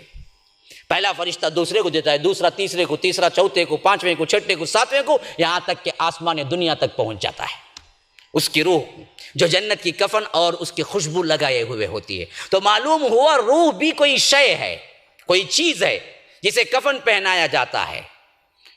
روح خالی حکم نہیں ہے، بعض لوگ بولتے ہیں کہ اللہ کا حکم ہے روح، نہیں، اللہ کی مخلوق ہے روح، جیسے جسم اللہ کی مخلوق ہے، اسی طرح روح بھی اللہ کی مخلوق ہے۔ اب وہ کیسے شے ہے یہ اللہ نے نہیں بتایا، وہ کتنی بڑی چیز ہے وہ بھی نہیں بتایا، لیکن ہے ضرور کوئی شے۔ لیکن آج کے سائنسدان کہتے ہیں کہ انسان کے مرنے اور جینے دونوں کے ترازو، دونوں کا جسم اگر ناپا گیا تو معلوم ہوا کہ مرنے سے پہلے اور مرنے کے بعد 25 گرام کی کمی ہوئی۔ تو معلوم ہوتا ہے روح کی جو وزن ہے وہ 25 گرام سے کم ہے۔ ایک اندازہ ہے، پتہ نہیں، ایک اندازہ ہے۔ ریسرچ میں سائنسدانوں نے یہ واضح کیا کہ انسان کو سب کپڑے بھی نکال دیے، سب کچھ نکال دیا جائے، زندہ حالت میں اسے رکھا جائے، تولا جائے اور اس کی روح نکل جائے تو پھر تولا جائے تو اس کے اندر سے 25 گرام کم ہوتا ہے۔ وہ 25 یا 20 گرام کی وہ روح جہاں ہمارے جسم میں ہوتی ہے وہی ہے جو اصل میں ہمیں زندہ رکھتی ہے، اس کے نکل جانے سے مردہ ہوتا ہے۔ تو یہ شے ہے، کوئی چیز ہے جس کو کیا ہے کفن دیا جاتا ہے، پھر یہ کفن میں رب کے پاس پہنچایا جاتا ہے۔ اللہ کے رسول صلی اللہ علیہ وسلم کہتے ہیں پھر آسمان کا جو دنیا کا آسمان ہے وہاں دروازہ بھی ہے، تو وہ روح لے جانے والا فرشتہ دروازہ کھٹکھٹاتا ہے، اندر سے پوچھا کون؟ کہا جاتا ہے کہ دیکھو میں فلاں کی روح لایا ہوں۔ اللہ کے رسول کہتے ہیں اس وقت فرشتہ اس کا سب سے بہترین نام جو دنیا میں تھا اس نام سے، اور اس کے باپ کا سب سے بہترین نام جو دنیا میں تھا اس کے باپ کے نام سے کہتا ہے فلاں ابن فلاں کو میں لایا ہوں۔ تو آسمان کے دروازے کے فرشتے کہتے ہیں آؤ آؤ آؤ مرحبا، تمہارے لیے دروازہ کھولنے کی پہلے سے اجازت ہے۔ دروازہ کھول دیا جاتا ہے، وہ روح پہلے آسمان میں داخل ہوتی ہے۔ پھر یہی حال دوسرے آسمان کا بھی ہوتا ہے، پھر یہی تیسرے، چوتھے، پانچویں، چھٹے، ہر ایک میں سے کیا ہے پوچھا جاتا ہے کس کی روح ہے، اور بیان کیا جاتا ہے کہ یہ فلاں ابن فلاں کی، جو دنیا میں سب سے اچھا نام ہوتا تھا اس نام کے ساتھ اسے خطاب کرتے ہیں۔ تو لوگ وہاں کے فرشتے دروازہ کھولتے ہیں، اور جب وہاں سے گزرتی ہے روح، اس کی خوشبو اور اس کے کفن کو دیکھ کے کہتے ہیں کیسی خوش قسمت ہے روح، یہ کس کی ہے؟ تو فرشتہ جواب دیتا ہے یہ اللہ کے اس بندے کی ہے جو زمین میں فلاں ابن فلاں کے نام سے جانا جاتا تھا، آج اللہ تبارک و تعالیٰ کی ملاقات کے لیے آیا ہوا ہے۔ تو سب ویلکم کرتے ہیں اس روح کا، پروٹوکول ہوتا ہے اس کے لیے زبردست VIP پروٹوکول۔ پھر وہ آگے جاتا ہے، جب آسمان دنیا سے 7واں آسمان تک پہنچ جاتا ہے تو پھر اللہ کے رسول صلی اللہ علیہ وسلم کہتے ہیں کہ اس روح کو رب سے ملاقات ہوتی ہے، اور رب کہتا ہے کہ تو نے میری بندگی کی اور میں نے تیرے لیے وہ وعدے رکھے ہیں جو میں نے تجھ سے کیے، لیکن میرا ایک وعدہ یہ بھی ہے کہ منہا خلقناکم وفیہا نعیدکم ومنہا نخرجکم تارۃ اخری، میں اسی مٹی سے تمہیں پیدا کیا، اسی میں ماروں گا، اسی میں رکھوں گا، حشر کے میدان میں اسی سے اٹھاؤں گا، اس واسطے تم دوبارہ اپنے جسم میں جاؤ، لوٹ جاؤ جہاں پر تمہارا جسم مٹی میں ہے۔ تو کہا جاتا ہے کہ فرشتے پورے اعزاز اور احترام کے ساتھ اسی کفن میں لے آئے ہوئے اس کے جسم میں ڈال دیتے ہیں۔ وہ وقت ہوتا ہے جب یہاں کے لوگ اس کو قبر میں دفنا دیتے ہیں۔ اسی لیے اللہ کے رسول صلی اللہ علیہ وسلم نے کہا جب کسی بندے کو قبر میں رکھ دیا جاتا ہے تو 40 قدم بھی واپس نہیں لوٹتے لوگ دفنا کے، اس کے مردے کو جس کو ان لوگوں نے دفن کیا، اس کے رشتہ داروں نے دفن کیا، اس کو اٹھا کے بٹھا دیا جاتا ہے۔ حتیٰ کہ دوسری حدیث کے الفاظ ہیں کہ مردہ اوپر چڑھنے والے اپنے اہل و عیال اور دوستوں کی چپلوں کی آواز کو سنتا ہے، اتنا جلدی اس کو اٹھا کے بٹھا دیا جاتا ہے۔ جیسے ہی آپ دفن کر کے فارغ ہوئے وہاں سے اس کا حساب شروع ہو جاتا ہے۔ اسی لیے اللہ کے رسول صلی اللہ علیہ وسلم نے فرمایا کہ کچھ دیر دفنانے کے بعد قبر پہ کھڑے رہو اور اس بھائی کے لیے دعا کرو جس کو تم نے دفنایا ہے۔ کیوں؟ اس وقت اس کے لیے سب سے مشکل گھڑی ہوتی ہے، جواب دینا ہوتا ہے، منکر نکیر کے سوالات ہوتے ہیں۔ اس وقت وہاں دعا کرو کہ اللہ میرے دوست کو، میرے بیٹے کو، میرے باپ، جو بھی تمہارا رشتہ دار ہے، اس کو ثابت قدمی عطا کرو۔ ہاں یہ بالکل حدیث سے ثابت ہے۔ مجموعی دعا فاتحہ کا پڑھ لینا، یاسین کا پڑھ لینا، آمین آمین کہہ لینا، یہ کوئی ثابت نہیں۔ ثابت چیز جو ہے دفنانے کے بعد کچھ دیر انفرادی اکیلے حالت میں کھڑے ہونا اور اس کے لیے دعا کرنا، انفرادی، وہ بھی اجتماعی دعا نہیں، انفرادی کہنا کہ اے اللہ میرے بھائی کو جو بھی ہے دوست ہے جو بھی ہے اللہ اس کو کیا ہے ثابت قدمی عطا کر، اور فرشتوں کے جو سوالات ہوں گے اس میں آسانی عطا کر۔ یہ اللہ کے رسول کہا کرتے تھے اصحاب رسول اللہ سے کہ کچھ دیر کے لیے وہاں کھڑے ہو کے دعا کرو، کیونکہ یہ سب سے بڑی آزمائش کا وقت ہوتا ہے مردے کے لیے۔ اگر یہاں پاس ہو گیا، یہاں فیل ہو گیا تو پھر پورے منزلیں فیل ہی ہے۔ اسی لیے حضرت عثمان بن عفان کے بارے میں آتا رضی اللہ عنہ، جب قبرستان میں جاتے اور مردے کو دفنانے کا وقت آتا تو اتنا روتے کہ داڑھی مبارک تر ہو جاتی۔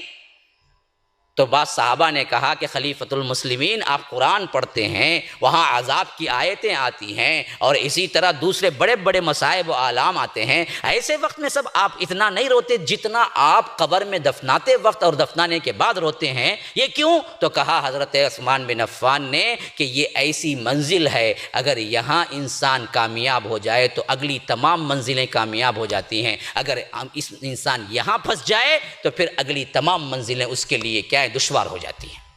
اس واسطے مجھے رونا آتا ہے۔ تو اب سنو کیا ہوتا ہے پھر، اللہ کے رسول صلی اللہ علیہ وسلم کہتے ہیں کہ پھر وہ روح جیسے ہی اس کے جسم میں داخل ہوتی ہے، منکر نکیر آتے ہیں، دو فرشتے جو سوال کرتے ہیں، اسے اٹھا کے بٹھاتے ہیں، کہتے ہیں من ربک، ما دینک، من نبیک، خواہ وہ عربی کا ایک لفظ بھی نہ پڑھا ہو تبھی بھی اس کو سمجھ آتی ہے اس وقت کے فرشتے کیا پوچھ رہے ہیں۔ ہاں، فرشتے پوچھتے ہیں کہ بتا تیرا رب کون ہے، من ربک، ما دینک، بتا تیرا دین کیا ہے، من نبیک، بتا تیرا نبی کون ہے۔ دوسرے حدیث کے الفاظ ہیں ما ھذا الرجل الذی بعث فیکم، بتا اس شخص کے بارے میں تو کیا جانتا ہے جسے تیرے درمیان بھیجا گیا تھا۔ اللہ کے رسول صلی اللہ علیہ وسلم کیا جانتا ہے تو، کتنا علم ہے؟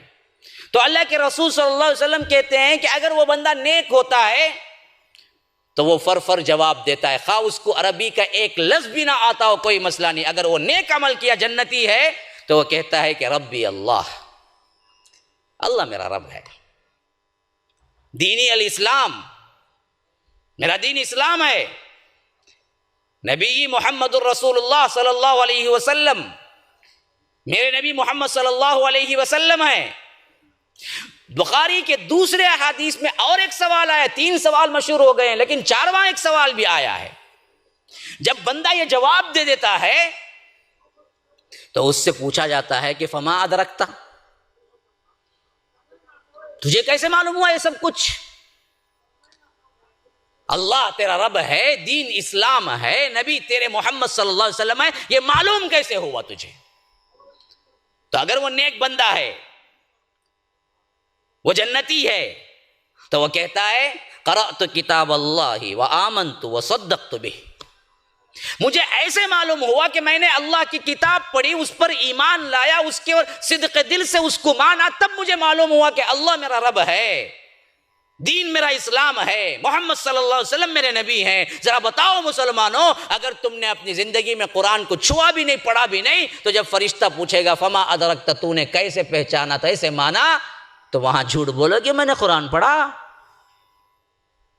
ہماری زندگیاں کسی کی 50 ہو گئے، کسی کی 60 ہو گئے، کسی کی 40 ہو گئے، کسی کی 20 ہو گئے، کسی کی 30 ہو گئے، قرآن کا ایک لفظ پڑھنا نہیں آتا، ایک لفظ سمجھنا نہیں آتا۔ قبر میں سب سے پہلا سوال یہی ہوگا کہ پڑھا قرآن؟ اچھا اب آگے سنو، پھر اس کے بعد اس وہ فرشتے جو منکر نکیر ہوتے ہیں اس مردے کو ایک کھڑکی کھولتے ہیں جہاں سے جہنم کا منظر نظر آتا ہے، کانپ جاتا ہے مردہ، کہتے ہیں کہ دیکھ اصل میں تیرا ٹھکانہ یہ تھا، پھر وہ بند کر دیتے ہیں دروازہ، پھر دوسرا دروازہ کھولتے ہیں، کہتے ہیں کہ دیکھ وہاں جنت نظر آتی ہے، جنت کے انعامات نظر آتی ہیں، جنت کی خوشبو ہوائیں آ رہی ہوتی ہیں، کہتے ہیں کہ دیکھ اصل ٹھکانہ تیرا تو وہ تھا جو جہنم میں بتلایا گیا، لیکن رب نے تیرے اعمال کی وجہ سے تیرا ٹھکانہ یہاں لکھ دیا ہے، یہ لے یہ جنت، یہ ہے تیرا ٹھکانہ، یہاں پر تجھے پہنچا دیا جائے گا۔ حشر کے میدان میں آنے کے بعد تو وہ میت کہتی ہے کہ ابھی قائم کر دو، ابھی قائم کر دو قیامت کو، میں ابھی جانا چاہتا ہوں۔ تو فرشتے کہتے ہیں کہ نہیں نہیں نہیں، ابھی وقت ہے وہاں جانے کے لیے، اس وقت تک کے لیے تمہیں جنت کی ہواؤں فضاؤں اور خوشبوؤں میں رہتے ہوئے دلہن کی طرح، جس طرح پہلی رات کی دلہن سوتی ہے اس طرح اس کو آرام کے ساتھ سلا دیا جاتا ہے۔ اب اس کے بعد انعامات قبر جو کچھ اس کو ملنا ہوتے ہیں وہ ملتے رہتے ہیں قیامت تک کے لیے، بندہ خوش و خرم ہوتا ہے۔ یہ نیک بندے کے احوال ہے۔ اللہ کے رسول صلی اللہ علیہ وسلم نے یہ سنا کے پھر کہا کہ پتہ ہے وَأَمَّا الْمُنَافِقُ وَالْكَافِرُ، جب کسی منافق اور کافر کی روح نکالی جاتی ہے تو کیا بیتتا ہے؟ تو اصحاب رسول اللہ صلی اللہ علیہ وسلم نے کہا کہ اللہ کے رسول وہ بھی ہمیں بتا دیں آپ۔ تو اللہ کے رسول صلی اللہ علیہ وسلم نے کہا کہ جب کسی منافق اور کافر کی روح نکالنے کا موقع آتا ہے، موت کا وقت آتا ہے، تو ایسے فرشتے آتے ہیں جو کالے اور اس کے ساتھ ایسے ڈراؤنے صورت کے ہوتے ہیں کہ مردہ دہل جاتا ہے، وہ آ کے بیٹھنا شروع ہو جاتے ہیں۔ اب اس وقت مردہ دیکھ رہا ہوتا ہے ان کو جو کسی پاس والا نہیں دیکھتا، یہاں تک کہ اس کے اندر تھراہٹ پیدا ہو جاتی ہے اور وہ فرشتے نزدیک ہوتے چلے جاتے ہیں، اور جیسے ہی عین وہ وقت آتا ہے جہاں سے اس کی روح نکلنا ہے تو ملک الموت بھی آتے ہیں جو کہ بالکل ایک ایسے منظر، ڈراؤنے منظر کے ہوتے ہیں کہ دیکھ کے انسان ڈر جائے، ایسی شکل میں آتے ہیں اور اس کی جسم سے اس کی روح کھینچنے لگتے ہیں، جو روح وہ ڈر کے مارے جسم کے اندر بھاگنے لگتی ہے، یہاں تک کہ اسے تار تار کر کے نکالا جاتا ہے، جس سے مردے کو بڑی تکلیف ہوتی ہے۔ ایک ایک رگ سے نکالا جاتا ہے، کھینچ کھینچ کے، جس طرح تم چادر کانٹوں کے اوپر ڈال کے کھینچتے ہو تو تار تار بن کے نکلتا ہے، اسی طرح کیا ہے اس کی روح نکالی جاتی ہے تار تار کر کے۔ آپ نے دیکھا ہوگا بعض لوگوں کی روح نکلنے کے بعد ان کے چہرے اور ان کے جسم دیکھنے کے بھی قابل نہیں ہوتے، اتنی کراہت اور اتنے کیا ہے اس کے اندر ویرانی نظر آتی ہے۔ بعض ایسے بندے ہوتے ہیں جن کو دیکھنے سے ایسا لگتا ہے کہ ابھی روح نہیں نکلی ہے، زندہ ہیں، اتنے حشاش بشاش چہرے ہوتے ہیں۔ یہ وہی تاثر ہے جو روح نکلنے کے بعد جسم پہ ہوتا ہے۔ تو روح نکال لی جاتی ہے جب پوری، تو جیسے ہی بدن سے روح نکلتی ہے تو وہ ملک الموت جو آئے ہوئے ہوتے ہیں، تارکول کا کفن، جہنم کا تارکول کا جس سے روٹ ڈالتے ہیں نا، تارکول کا گرم گرم کیل کا کفن، اور اس کے اندر سے ایسی بدبو نکل رہی ہوتی ہے کہ کوئی انسان ایک لمحے کے لیے نہ سونگھ سکے، ویسے کفن میں اس کی روح کو لپیٹ لیتے ہیں۔ پھر اللہ کے رسول صلی اللہ علیہ وسلم کہتے ہیں کہ فرشتے جو ہوتے ہیں پلک جھپکنے کی مدت کے اندر ہاتھ کے ہاتھ اس کو لیتے ہوئے یہاں تک کہ آسمان دنیا تک وہ روح پہنچ جاتی ہے، جس کے اندر سے بدبو کے بھبوکے اٹھ رہے ہوتے ہیں، اور جہنم کا تارکول کے لباس میں وہ روح ہوتی ہے، یہاں تک کہ جب پہلے آسمان کے دروازے پہ پہنچتی ہے تو پہلے آسمان کے دروازے والے فرشتے پوچھتے ہیں، جس کا بدنام جو ہی ہوتا ہے دنیا میں اور اس کے باپ کا بدنام ترین کوئی نام ہوتا ہے، تو ان ناموں کے ساتھ پوچھتے ہیں کہ فلاں کی روح لائے ہو؟ وہ فرشتے جواب دیتے ہیں کہ ہاں فلاں ابن فلاں، جس کا نام بدنام ترین نام جو دنیا میں ہوتا ہے اس سے کہتے ہیں۔ تو فرشتے کہتے ہیں کہ نہیں نہیں نہیں، ہمیں حکم ملا ہے کہ اس کے لیے دروازہ نہ کھولا جائے۔ پھر اللہ کے رسول صلی اللہ علیہ وسلم نے سورہ اعراف کی آیت پڑھی کہ لا تفتح لهم ابواب السماء ولا يدخلون الجنة حتى يلج الجمل في سم الخياط۔ یہی وہ آیت کا مفہوم ہے جس کے لیے فرشتے کہیں گے لا تفتح لهم ابواب الجنہ، اب اس کو جنت کے دروازے نہیں کھولے جائیں گے، ولا یلج الجمل فی سم الخیاط، حتیٰ کہ اونٹ سوئی کے ناکے میں چلی جائے۔ یعنی مطلب یہ ہے کہ کبھی نہیں ہو سکتا، کیونکہ اونٹ کیا ہے سوئی کے ناکے میں جا سکتا ہے، تاگا جانے میں مشکل ہوتی ہے تو اونٹ کہاں سے جانا سوئی کے ناکے میں۔ یہ محاورہ ہوتا ہے کہ یہ بولنے کے لیے کہ کبھی نہیں کھولے جائیں گے۔ جب اس کے لیے دروازے نہیں کھولے جاتے تو اللہ تبارک و تعالیٰ کی ندا آتی ہے، یہ فلاں کافر فلاں منافق جو میری روگردانی کرتا رہا، اس کے لیے آج ذلت کا عذاب ہے، اور میرا وعدہ ہے منہا خلقناکم وفیہا نعیدکم ومنہا نخرجکم تارۃ اخری، کہ میں نے اسی دنیا سے ان کو بنایا، اسی مٹی میں ان کو ماروں گا اور اسی مٹی سے میں دوبارہ اٹھاؤں گا، اس وجہ سے میں اس کو ملاقات کی اجازت اور آسمان کے دروازے تو نہیں کھولے جائیں گے، لیکن اس کو نکال کے اٹھا کے زمین کے اندر جہاں اس کا جسم ہے وہاں پھینک دو۔ روایتوں میں آتا ہے کہ اللہ کے رسول صلی اللہ علیہ وسلم کہتے ہیں کہ اس کو آسمان سے ایسے ہی اٹھا کے پھینکا جائے گا۔ پھر اللہ کے رسول نے سورہ حج کی یہ آیت پڑھی، فَكَأَنَّمَا خَرَّ مِنَ السَّمَاءِ فَتَخْطَفُهُ الطَّيْرُ أَوْ تَهْوِي بِهِ الرِّيحُ فِي مَكَانٍ صَحِيحٍ۔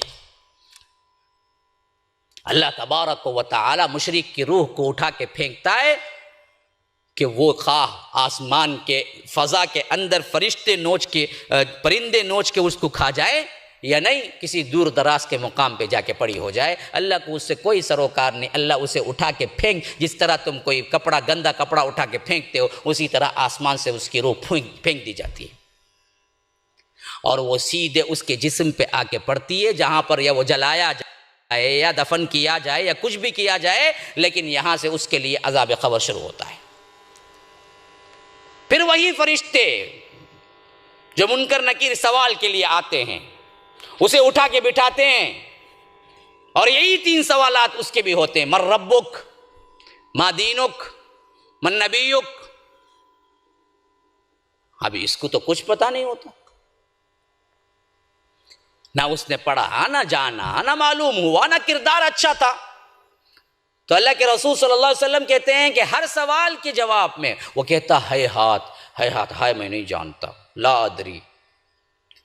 دوسری روایت کے الفاظ ہیں، وہ کہتا مردہ اس وقت، اقول الناس ما یقول، دیکھو میں نے تو کچھ نہیں پڑھا، بس لوگ جو کہتے تھے وہی میں بھی کہہ دیا، باپ دادا کے دین پہ چل کے آیا ہوں، میں نے تو کوئی خود سے نہیں پڑھا، میں نے تو خود سے علم حاصل نہیں کیا، میں نے تو صحیح کیا ہے جانا نہیں، باپ جو کہتے رہے وہی بھی میں بھی کہتا رہا، باپ دادا جو کہتے رہے قبر پہ سجدہ کرو تو قبروں پہ سجدہ ہوتے رہے، جھنڈے بنڈوں پہ کیا ہے سجدہ کرو تو جھنڈے بنڈوں پہ سجدے ہوتے رہے، رب کی عبادت بھی کرو، ادھر کیا ہے اللہ کے بندوں کی بھی عبادت کرو تو وہ بھی ہم کرتے رہے، نہ ہم نے کچھ سیکھا نہ جو باپ دادا سے چلا آ رہا تھا دین وہی میں بھی کر دیا۔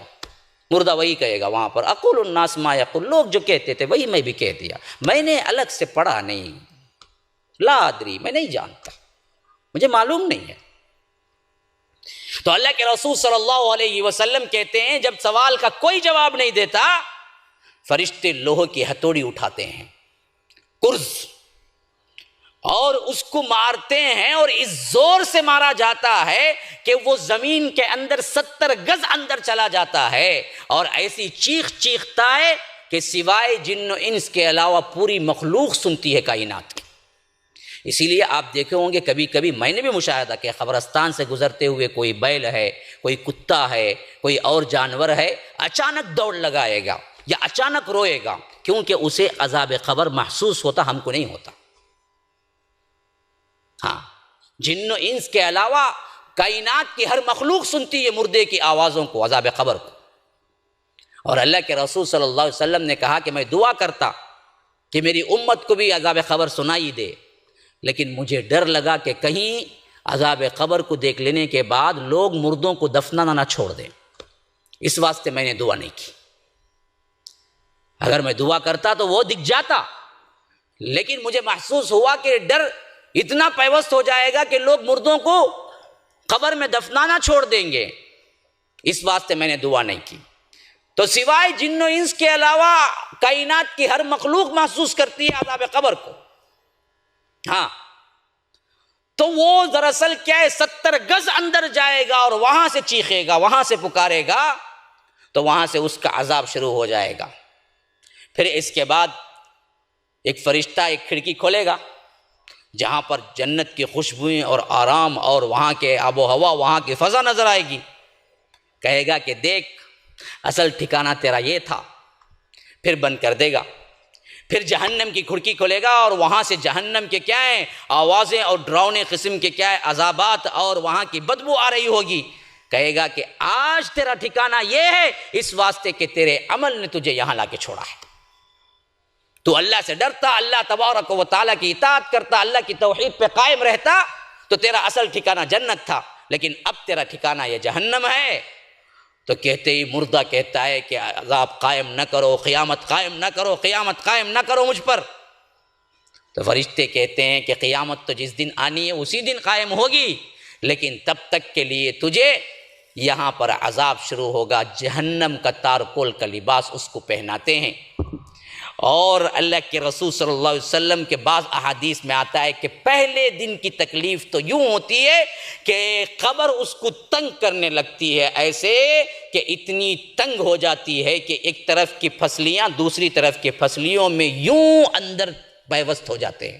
اللہ کے رسول نے اپنے ہاتھ کی انگلیوں سے بتایا کیا عذاب ہوا۔ قبر اتنی تنگ ہوتی ہے، اس کلے کے اتنی تنگ ہوتی ہے کہ ایک طرف کی پھسلی دوسری طرف کی پھسلی دونوں ایک دوسرے سے یوں جڑ جاتے ہیں، اور اس وقت عذاب قبر چیخنا چلانا شروع ہوتا ہے اس کا۔ اور اسی حالت میں جب اس کو تارکول کا لباس اور جہنم کا لباس پہنا دیا جاتا ہے تو قبر کا عذاب شروع ہو رہا ہوتا ہے، تو ایک بدبودار بد شکل ڈراؤنا شخص اندر داخل ہوتا ہے۔ مردہ کہتا ہے میں پہلے ہی تکلیف میں ہوں، اب یہ تو کیا بلا ہے؟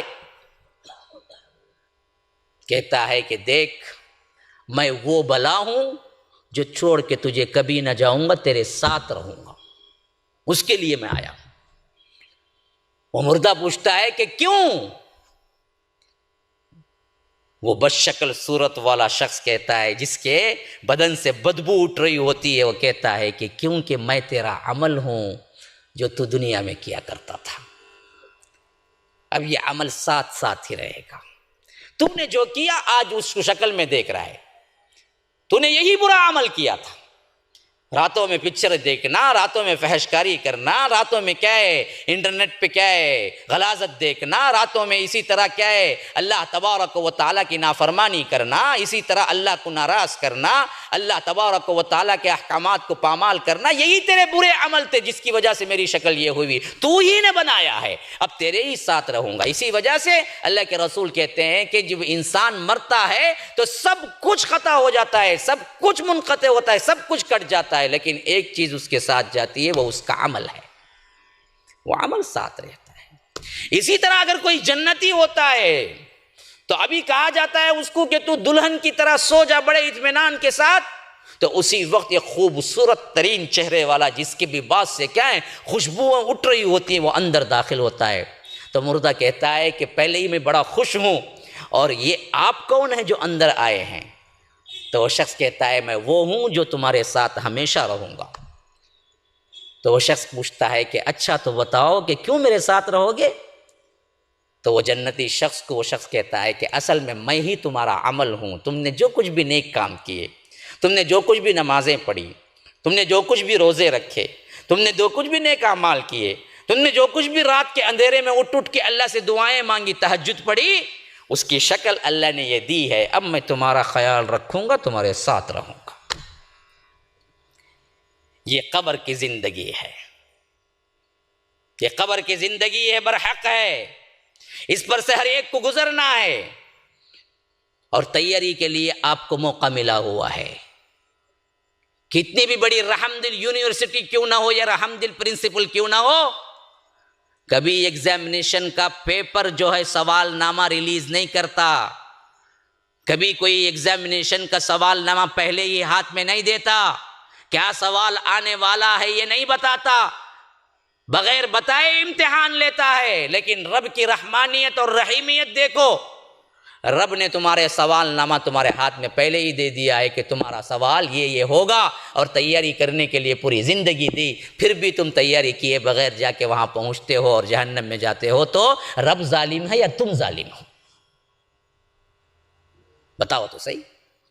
اللہ نے پہلے ہی پرچہ دے دیا، یہ 3 سوال ہونے والے ہیں تمہارے قبر کے اندر، تیاری کر لو، اور ایک 5 سوال کا ایک پرچہ حشر کے میدان میں ہوگا، پورے ملا کے 8 سوال ہیں۔ 3 یہاں پہنچتے ہی جیسے ہی کیا ہے موت طاری ہوئی، روح نکلی، 3 سوال کا پرچہ، اس کے لیے تیاری کر لو۔ پھر دوسرا مرحلہ، اچھا ہو یا برا، انعام ہو یا اکرام، اللہ تبارک و تعالیٰ نے کیا ہے تمہارے لیے جنت لکھی ہو یا جہنم، اس کا ایک مزہ تو ضرور بھی ضرور عذاب قبر یا انعامات قبر کے حیثیت سے تمہیں جب تک قائم ہے یہ دنیا ملتا رہے گا، اور اس کا نام رب نے فرمایا برزخ۔ جو آیت میں نے 100 نمبر کی پہلے پڑھی تھی سورہ مومنون کی، اس آیت میں یہی کہا گیا جب مردے سے کیا ہے بد کردار سے روح قبض ہوگی تو بولے گا ارجعون، واپس لوٹا دو، واپس لوٹا دو، لعلی اعمل صالحا، میں اچھا کام کر کے آؤں گا، پھر ذرا سا ٹائم دے دو۔ تو اللہ کہے گا نہیں کلا، نہیں نہیں نہیں نہیں، ٹائم ختم تمہارا، ایک مرتبہ ہی ٹائم دیتے ہیں ہم، دنیا کی ایگزام کی طرح نہیں کہ فیل ہو جائے تو پھر کیا ہے اٹیمپٹ لکھ لو، پھر ایک بار اٹیمپٹ لکھ لو۔ کتنے لوگ اٹیمپٹ لکھ کے ڈاکٹر بن گئے؟ تو اٹیمپٹ نہیں ہے، ایک ہی مرتبہ ہے، ایک مرتبہ۔ اس زندگی کو تم بنا لو، پھر گئی، خون کے آنسو روئیں گے۔ اللہ کے رسول نے فرمایا جہنمی اتنا روئیں گے کہ ان پر کشتی چلائی جا سکتی ہے، کشتی، اتنا پانی جمع ہوگا، اتنا رو کے معافی مانگیں گے، اللہ ایک زندگی دے دے، ہم اچھا عمل کر کے آئیں گے۔ اللہ بولے گا کہ نہیں، میں تمہیں دے چکا ہوں ایک مرتبہ، اس کے بعد کوئی چانس نہیں، چانس ختم۔ تو اللہ کہے گا کلا، نہیں ہرگز نہیں، تمہیں واپس نہیں کیا جائے گا۔ انہا کلمۃ هو قائلھا، یہ تو ایک کلمہ ہے جو تم بکے جا رہے ہو، اب تمہارے لیے کوئی واپسی نہیں ہے۔ وَمِن وَرَائِهِمْ بَرْزَخٌ إِلَى يَوْمِ يُبْعَثُونَ، اب تو تمہیں برزخ میں پڑے رہنا ہے اس وقت تک کے لیے جب ہم تمہیں دوبارہ اٹھا کھڑا کریں گے۔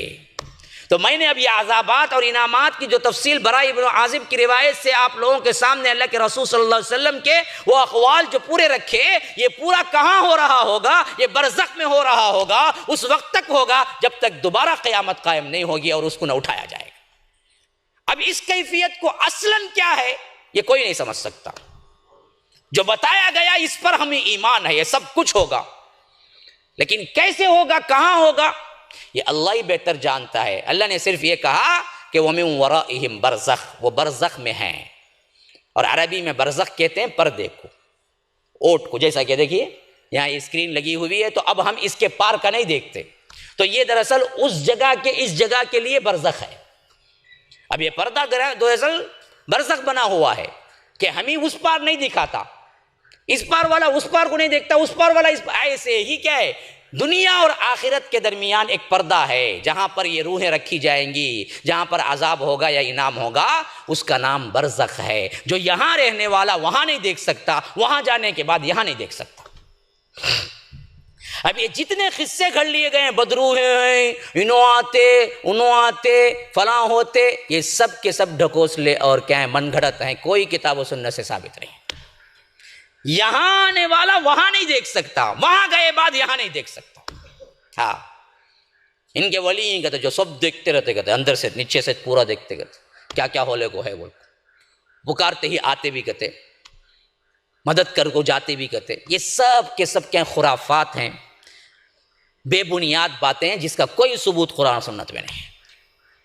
ہاں کوئی نہیں دیکھ سکتا آگے پیچھے۔ وَمِن وَرَائِهِمْ بَرْزَخ، ہم نے برزخ طاری کر دی، یہاں رہے گا یہاں کا، وہاں چلے جائے گا تو یہاں کا معلوم نہیں ہوگا اس کو، الا یہ کہ اللہ خود بتائے، دیکھ نہیں سکتا، اللہ بتا سکتا ہے۔ مثلا کوئی بندہ کیا ہے دعا کر رہا ہے، باپ مر گیا، بڑے خلوص دل سے بیٹا دعا کر رہا ہے، اللہ ان کو بخش دے، اللہ ان کو کیا ہے رحمت میں رکھ، اللہ ان کے عذاب کو کم کر، تو اللہ تبارک و حدیث میں آتا ہے کہ اچانک عذاب یا اچانک انعام بڑھ جاتا ہے۔ تو وہ خبر کا مردہ پوچھتا ہے اے اللہ میں نے کوئی عمل کیا ہی نہیں، آج اچانک کیسے عمل کا جو کچھ بھی انعام کا مسئلہ تھا وہ بڑھ گیا؟ تو اللہ بولتا ہے تیرا بیٹا تو نے جو پالا پوسا تربیت کی، نیک دینداری کی، اس نے تیرے لیے دعا کی جس کی وجہ سے تیرا مرتبہ ہم نے بڑھا دیا۔ تو اپنے بچوں کو دینداری سکھاؤ، دنیا داری نہ سکھاؤ۔ ایسے بھی ہم نے اولاد دیکھے ہیں جن کے باپ کا جنازہ مسجد میں رکھا ہوا ہے اور بیٹا باہر کھڑا ہوا ہے، پوچھا تو بولتا کہ نماز پڑھنی نہیں آتی اس واسطے کھڑا ہوا۔ ایسے بیٹے پیدا کر کے کیا کرنا ہے جو اپنے باپ کے نماز جنازے کو نہ پڑھ سکے یا دعا نہ کر سکے۔ اولاد کو ایسی تربیت دو کہ وہ تمہارے لیے صدقہ جاریہ بنے، تمہیں دعائیں کرتے رہیں، ہر دعا میں یاد رکھیں تاکہ تمہیں اللہ تبارک و تعالیٰ درجات بلند کرتے رہے۔ کچھ نہ سکھاؤ، ایک پیسے کی، کوئی ٹیکنالوجی، کوئی دنیا داری، کوئی بزنس، کچھ نہ سکھاؤ، اللہ کل قیامت کے دن تم سے نہیں پوچھے گا کہ تم نے بیٹے کو کیوں نہیں سکھایا۔ لیکن اللہ کی قسم کھا کے کہتا ہوں، اگر تم نے اللہ کی توحید کو، اللہ کے نام کو، اللہ کے رسول کی سیرت کو، دین اسلام کو نہیں سکھایا تو کل اللہ کھڑا کر کے تمہیں پوچھے گا کہ تم نے اولاد کی تربیت کیوں نہیں کی۔ یہ تمہارے اوپر کا سوال ہے۔ ہر آدمی ذمہ دار ہے اپنے گھر کا، لیکن ہم الٹا کرتے ہیں۔ دنیا میں تو بڑا خیال رکھتے ہیں، بچے کو تھوڑی سی کھانسی ہو گئی، لو چلو ڈاکٹر کے پاس، پتہ نہیں کیا ہو گیا ہے۔ بچہ تھوڑا سا کم کھایا، پریشان ہو جاتے ہیں۔ بچے کو تھوڑا سا درد اٹھا، پریشان ہو جاتے ہیں۔ لیکن یہی بچہ نماز نہیں پڑھتا، یہی بچہ میوزک میں بیٹھا ہوا ہے، یہی بچہ اللہ تبارک و تعالیٰ کی نافرمانی کرتا ہے، تو ہم کہتے ہیں کہ چھوٹا بچہ ہے بھائی، اللہ بڑا رحیم ہے بھائی، چھوڑو بھائی۔ ہم کو اس وقت بولنا نہیں آتا کہ نئے بیٹے نئے کرو۔ رحمت للعالمین جیسی شخصیت بھی جب بچہ نماز کو نہ جائے تو کہا کہ مارو۔ ہاں، وہ شخصیت جو پوری کائنات کے لیے رحمت تھی، فرمایا مرو اولادکم بالصلاۃ اذا بلغوا 7۔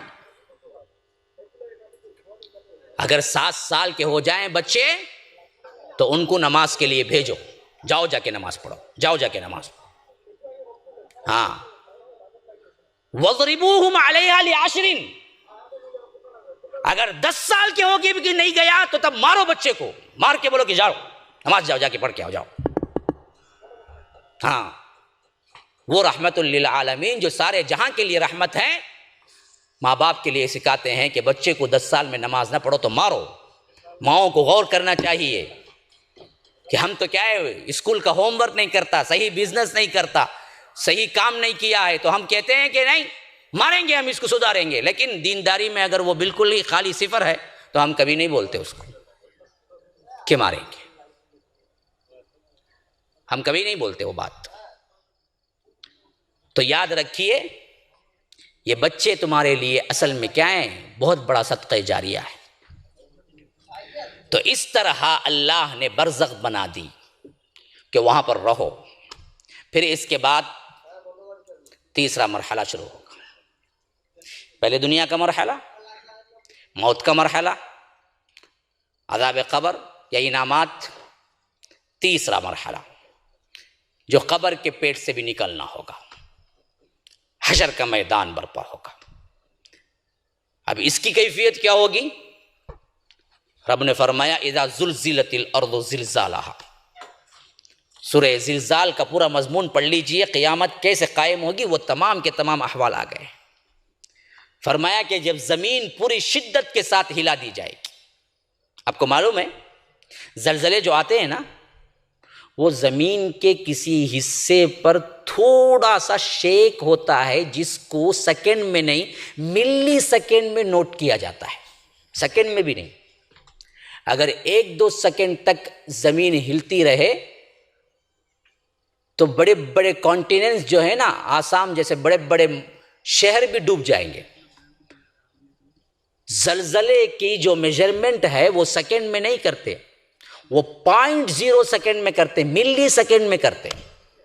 ہاں، جاپان کا جو سب سے بڑا زلزلہ آیا تھا اور سونامی 2004 میں جو آئی تھی، وہ دراصل 0.7 میں تھا، 0.7 میں، ملی سیکنڈ میں 7 ملی سیکنڈ میں جو آیا وہ اتنی بڑی تباہی برپا کیا کہ آج تک بھول نہیں سکا بندہ۔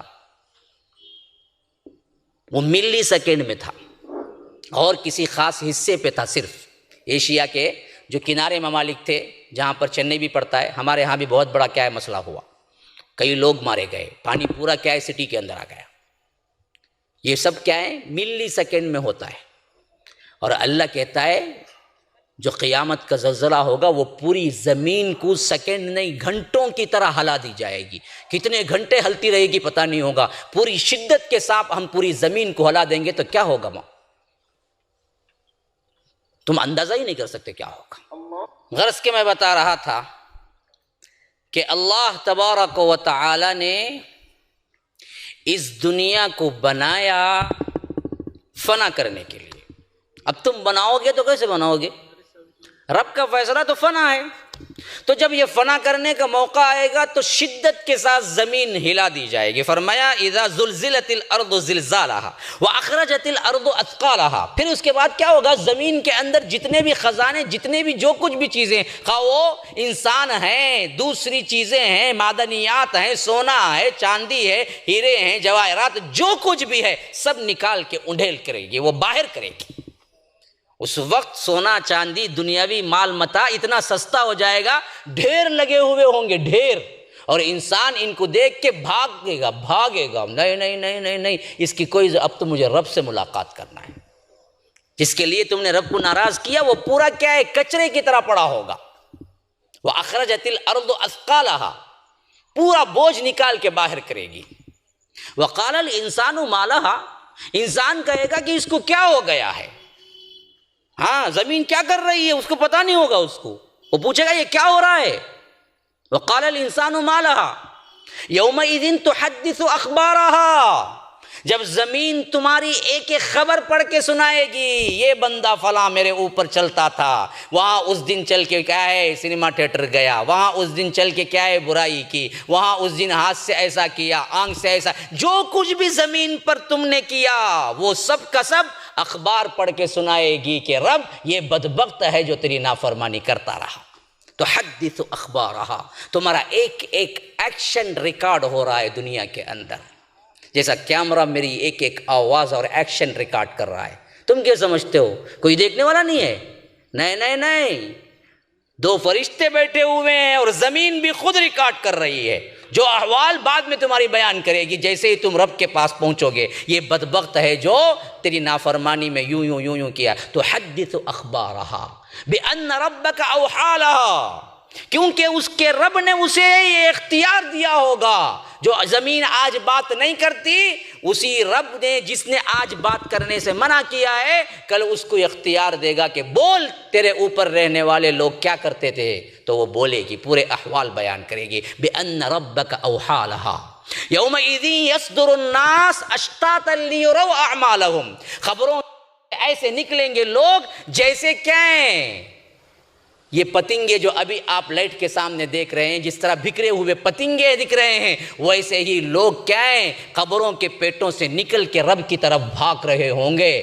اپنے اعمال وہاں پر وہ لوگ اپنے آنکھوں سے دیکھ رہے ہوں گے، کیونکہ اب اعمال کو دیکھنے کا وقت آ چکا ہوگا. فَمَن يَعْمَلْ مِثْقَالَ ذَرَّةٍ خَيْرًا يَرَهُ وَمَن يَعْمَلْ مِثْقَالَ ذَرَّةٍ شَرًّا يَرَهُ، جس نے بھی رائی کے دانے کے برابر بھی کوئی اچھا کام کیا ہوگا وہ اس کو دیکھ لے گا، جس نے بھی رائی کے دانے کے برابر بھی برا کام کیا ہوگا وہ اس کو دیکھ لے گا. اللہ تبارک و تعالی فیصلہ کر دے گا، کسی کے ساتھ ناانصافی نہیں ہوگی. وَمَا رَبُّكَ بِظَلَّامٍ لِّلْعَبِيدِ، رب العالمین تمہارے ساتھ ظالم نہیں ہے. القارعہ کہا کہ کھڑکھڑا دینے والی. مل قارعہ، تم کیا سمجھتے ہو کھڑکھڑا دینے والی کیا ہے؟ وما ادراک مل قارعہ، تمہیں کیا معلوم کہ قارعہ کیا ہے؟ یوم یکون الناس کالفراش المبثوث، اس دن لوگ ایسے نکلیں گے جیسے بکھرے ہوئے پتنگے ہیں. وتکون الجبال کالعہن المنفوش، اور یہ جو بلند و بالا پہاڑ جس کو تم سمجھتے ہو بڑے طاقتور ہیں، دھنکی ہوئی روئی کی طرح پراگندہ پھر رہے ہوں گے. پہاڑوں کو اللہ ریزہ ریزہ کر کے اڑا دے گا. وَتَكُونُ الْجِبَالُ كَالْعِهْنِ الْمَنْفُوشِ فَأَمَّا مَنْ ثَقُلَتْ مَوَازِينُهُ، جس کے بلڑے اس دن بھاری ہوں گے، فَهُوَ فِي عِيشَةٍ رَاضِيَةٍ، اس سے کہا جائے گا جا تیرے لیے آرام ہی آرام ہے، من پسند عیش ہے، جو چاہے کر، تیرے اوپر کوئی حد بندی نہیں. وَأَمَّا مَنْ خَفَّتْ مَوَازِينُهُ، جس کے بلڑے ہلکے ہوں گے نامہ اعمال کے، فَأُمُّهُ ہاویہ، اس کا ٹھکانہ ہاویہ ہے. وَمَا أَدْرَاكَ مَا هِيَ، تجھے کیا معلوم کہ ہاویہ کیا ہے؟ نَارٌ حَامِیَہ، بھڑکتی ہوئی آگ ہے. ایسے کئی صورتوں میں اللہ نے حشر کے میدان کی تصویر کھینچی ہے. اس سے کیا معلوم ہوا؟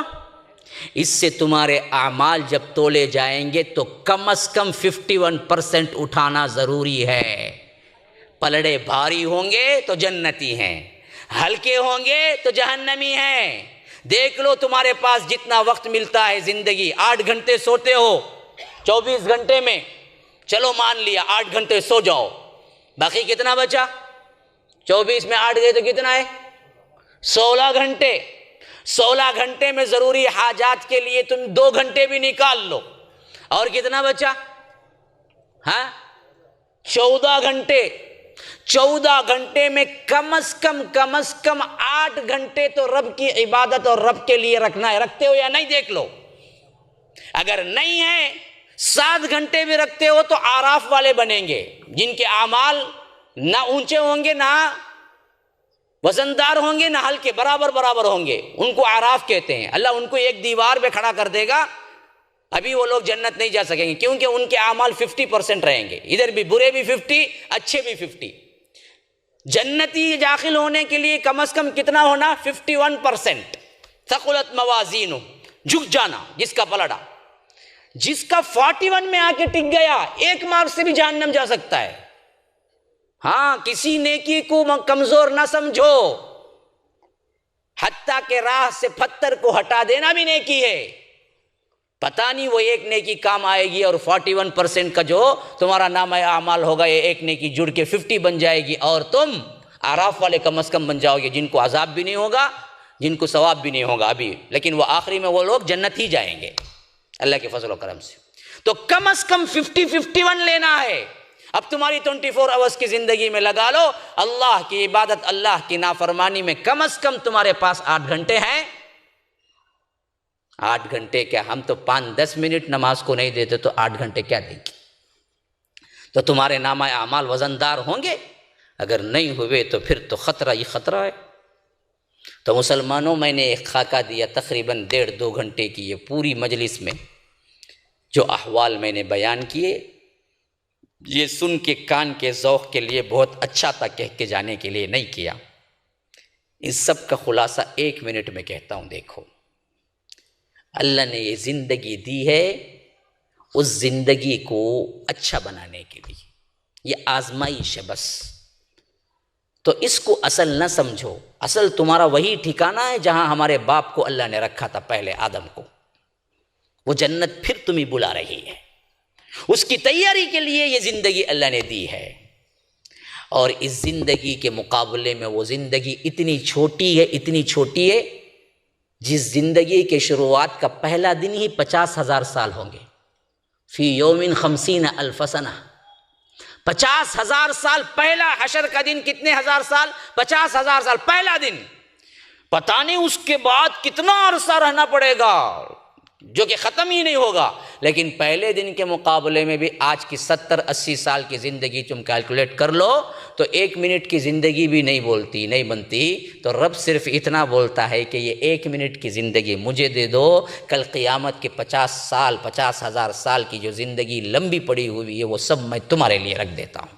یہاں حرام ہے، وہاں ہم خود دیں گے۔ یہاں شراب حرام ہے لیکن وہاں ہم خود پلائیں گے۔ وَسَقَاهُمْ رَبُّهُمْ شَرَابًا طَهُورًا، تمہارا رب تمہیں شراب پلائے گا۔ یہاں زنا حرام ہے، وہاں اللہ خود کہتا ہے وَزَوَّجْنَاهُمْ بِحُورٍ عِينٍ، ہم 2 حوروں سے تمہیں شادی کر کے رکھیں گے، وہ بھی وہ حور جو ایک مرتبہ نگاہ ڈال دے یہاں پر تو اللہ کے رسول کہتے ہیں کہ سورج کی روشنی بھی مان پڑ جائے گی۔ ہاں بس یہاں رکو، یہاں رب کا فرمان مان لو، یہاں برائی سے رک جاؤ، یہاں کنٹرول کر لو۔ 1 منٹ کا تو مسئلہ ہے آخرت کی زندگی کے مقابلے میں، پھر وہاں عیش ہی عیش ہوگا، وہاں کوئی رکاوٹ نہیں، کوئی حرام نہیں، کوئی ناراضگی نہیں رب کی، جو چاہے کرتے رہو۔ وَفِيهَا مَا تَشْتَهِيهِ الْأَنفُسُ وَتَلَذُّ الْأَعْيُنُ وَأَنْتُمْ فِيهَا خَالِدُونَ، تمہارے آنکھوں کی ٹھنڈک اور تمہارے نفسانی خواہشات جو کچھ بھی ہوں گے اللہ تمہارے پورے کرے گا، اور تم وہاں ہمیشہ ہمیشہ رہو گے۔ هذا وباللہ التوفیق، صلی اللہ وسلم علی نبینا محمد۔ اسأل اللہ لی ولکم ولسائر المسلمین من کل ذنب فاستغفروه انه هو الغفور الرحیم۔ والسلام علیکم ورحمۃ اللہ وبرکاتہ۔ السلام علیکم ورحمۃ اللہ وبرکاتہ۔ ناظرین کرام، مرکز السلام کے اس چینل کو ابھی تک جنہوں نے سبسکرائب نہیں کیا ہے برائے مہربانی سبسکرائب کریں، اور ہر دن کی اپڈیٹ کے لیے آپ بیل بٹن دبا کر ہمارے ساتھ تعاون فرمائیں۔ جزاکم اللہ خیرا۔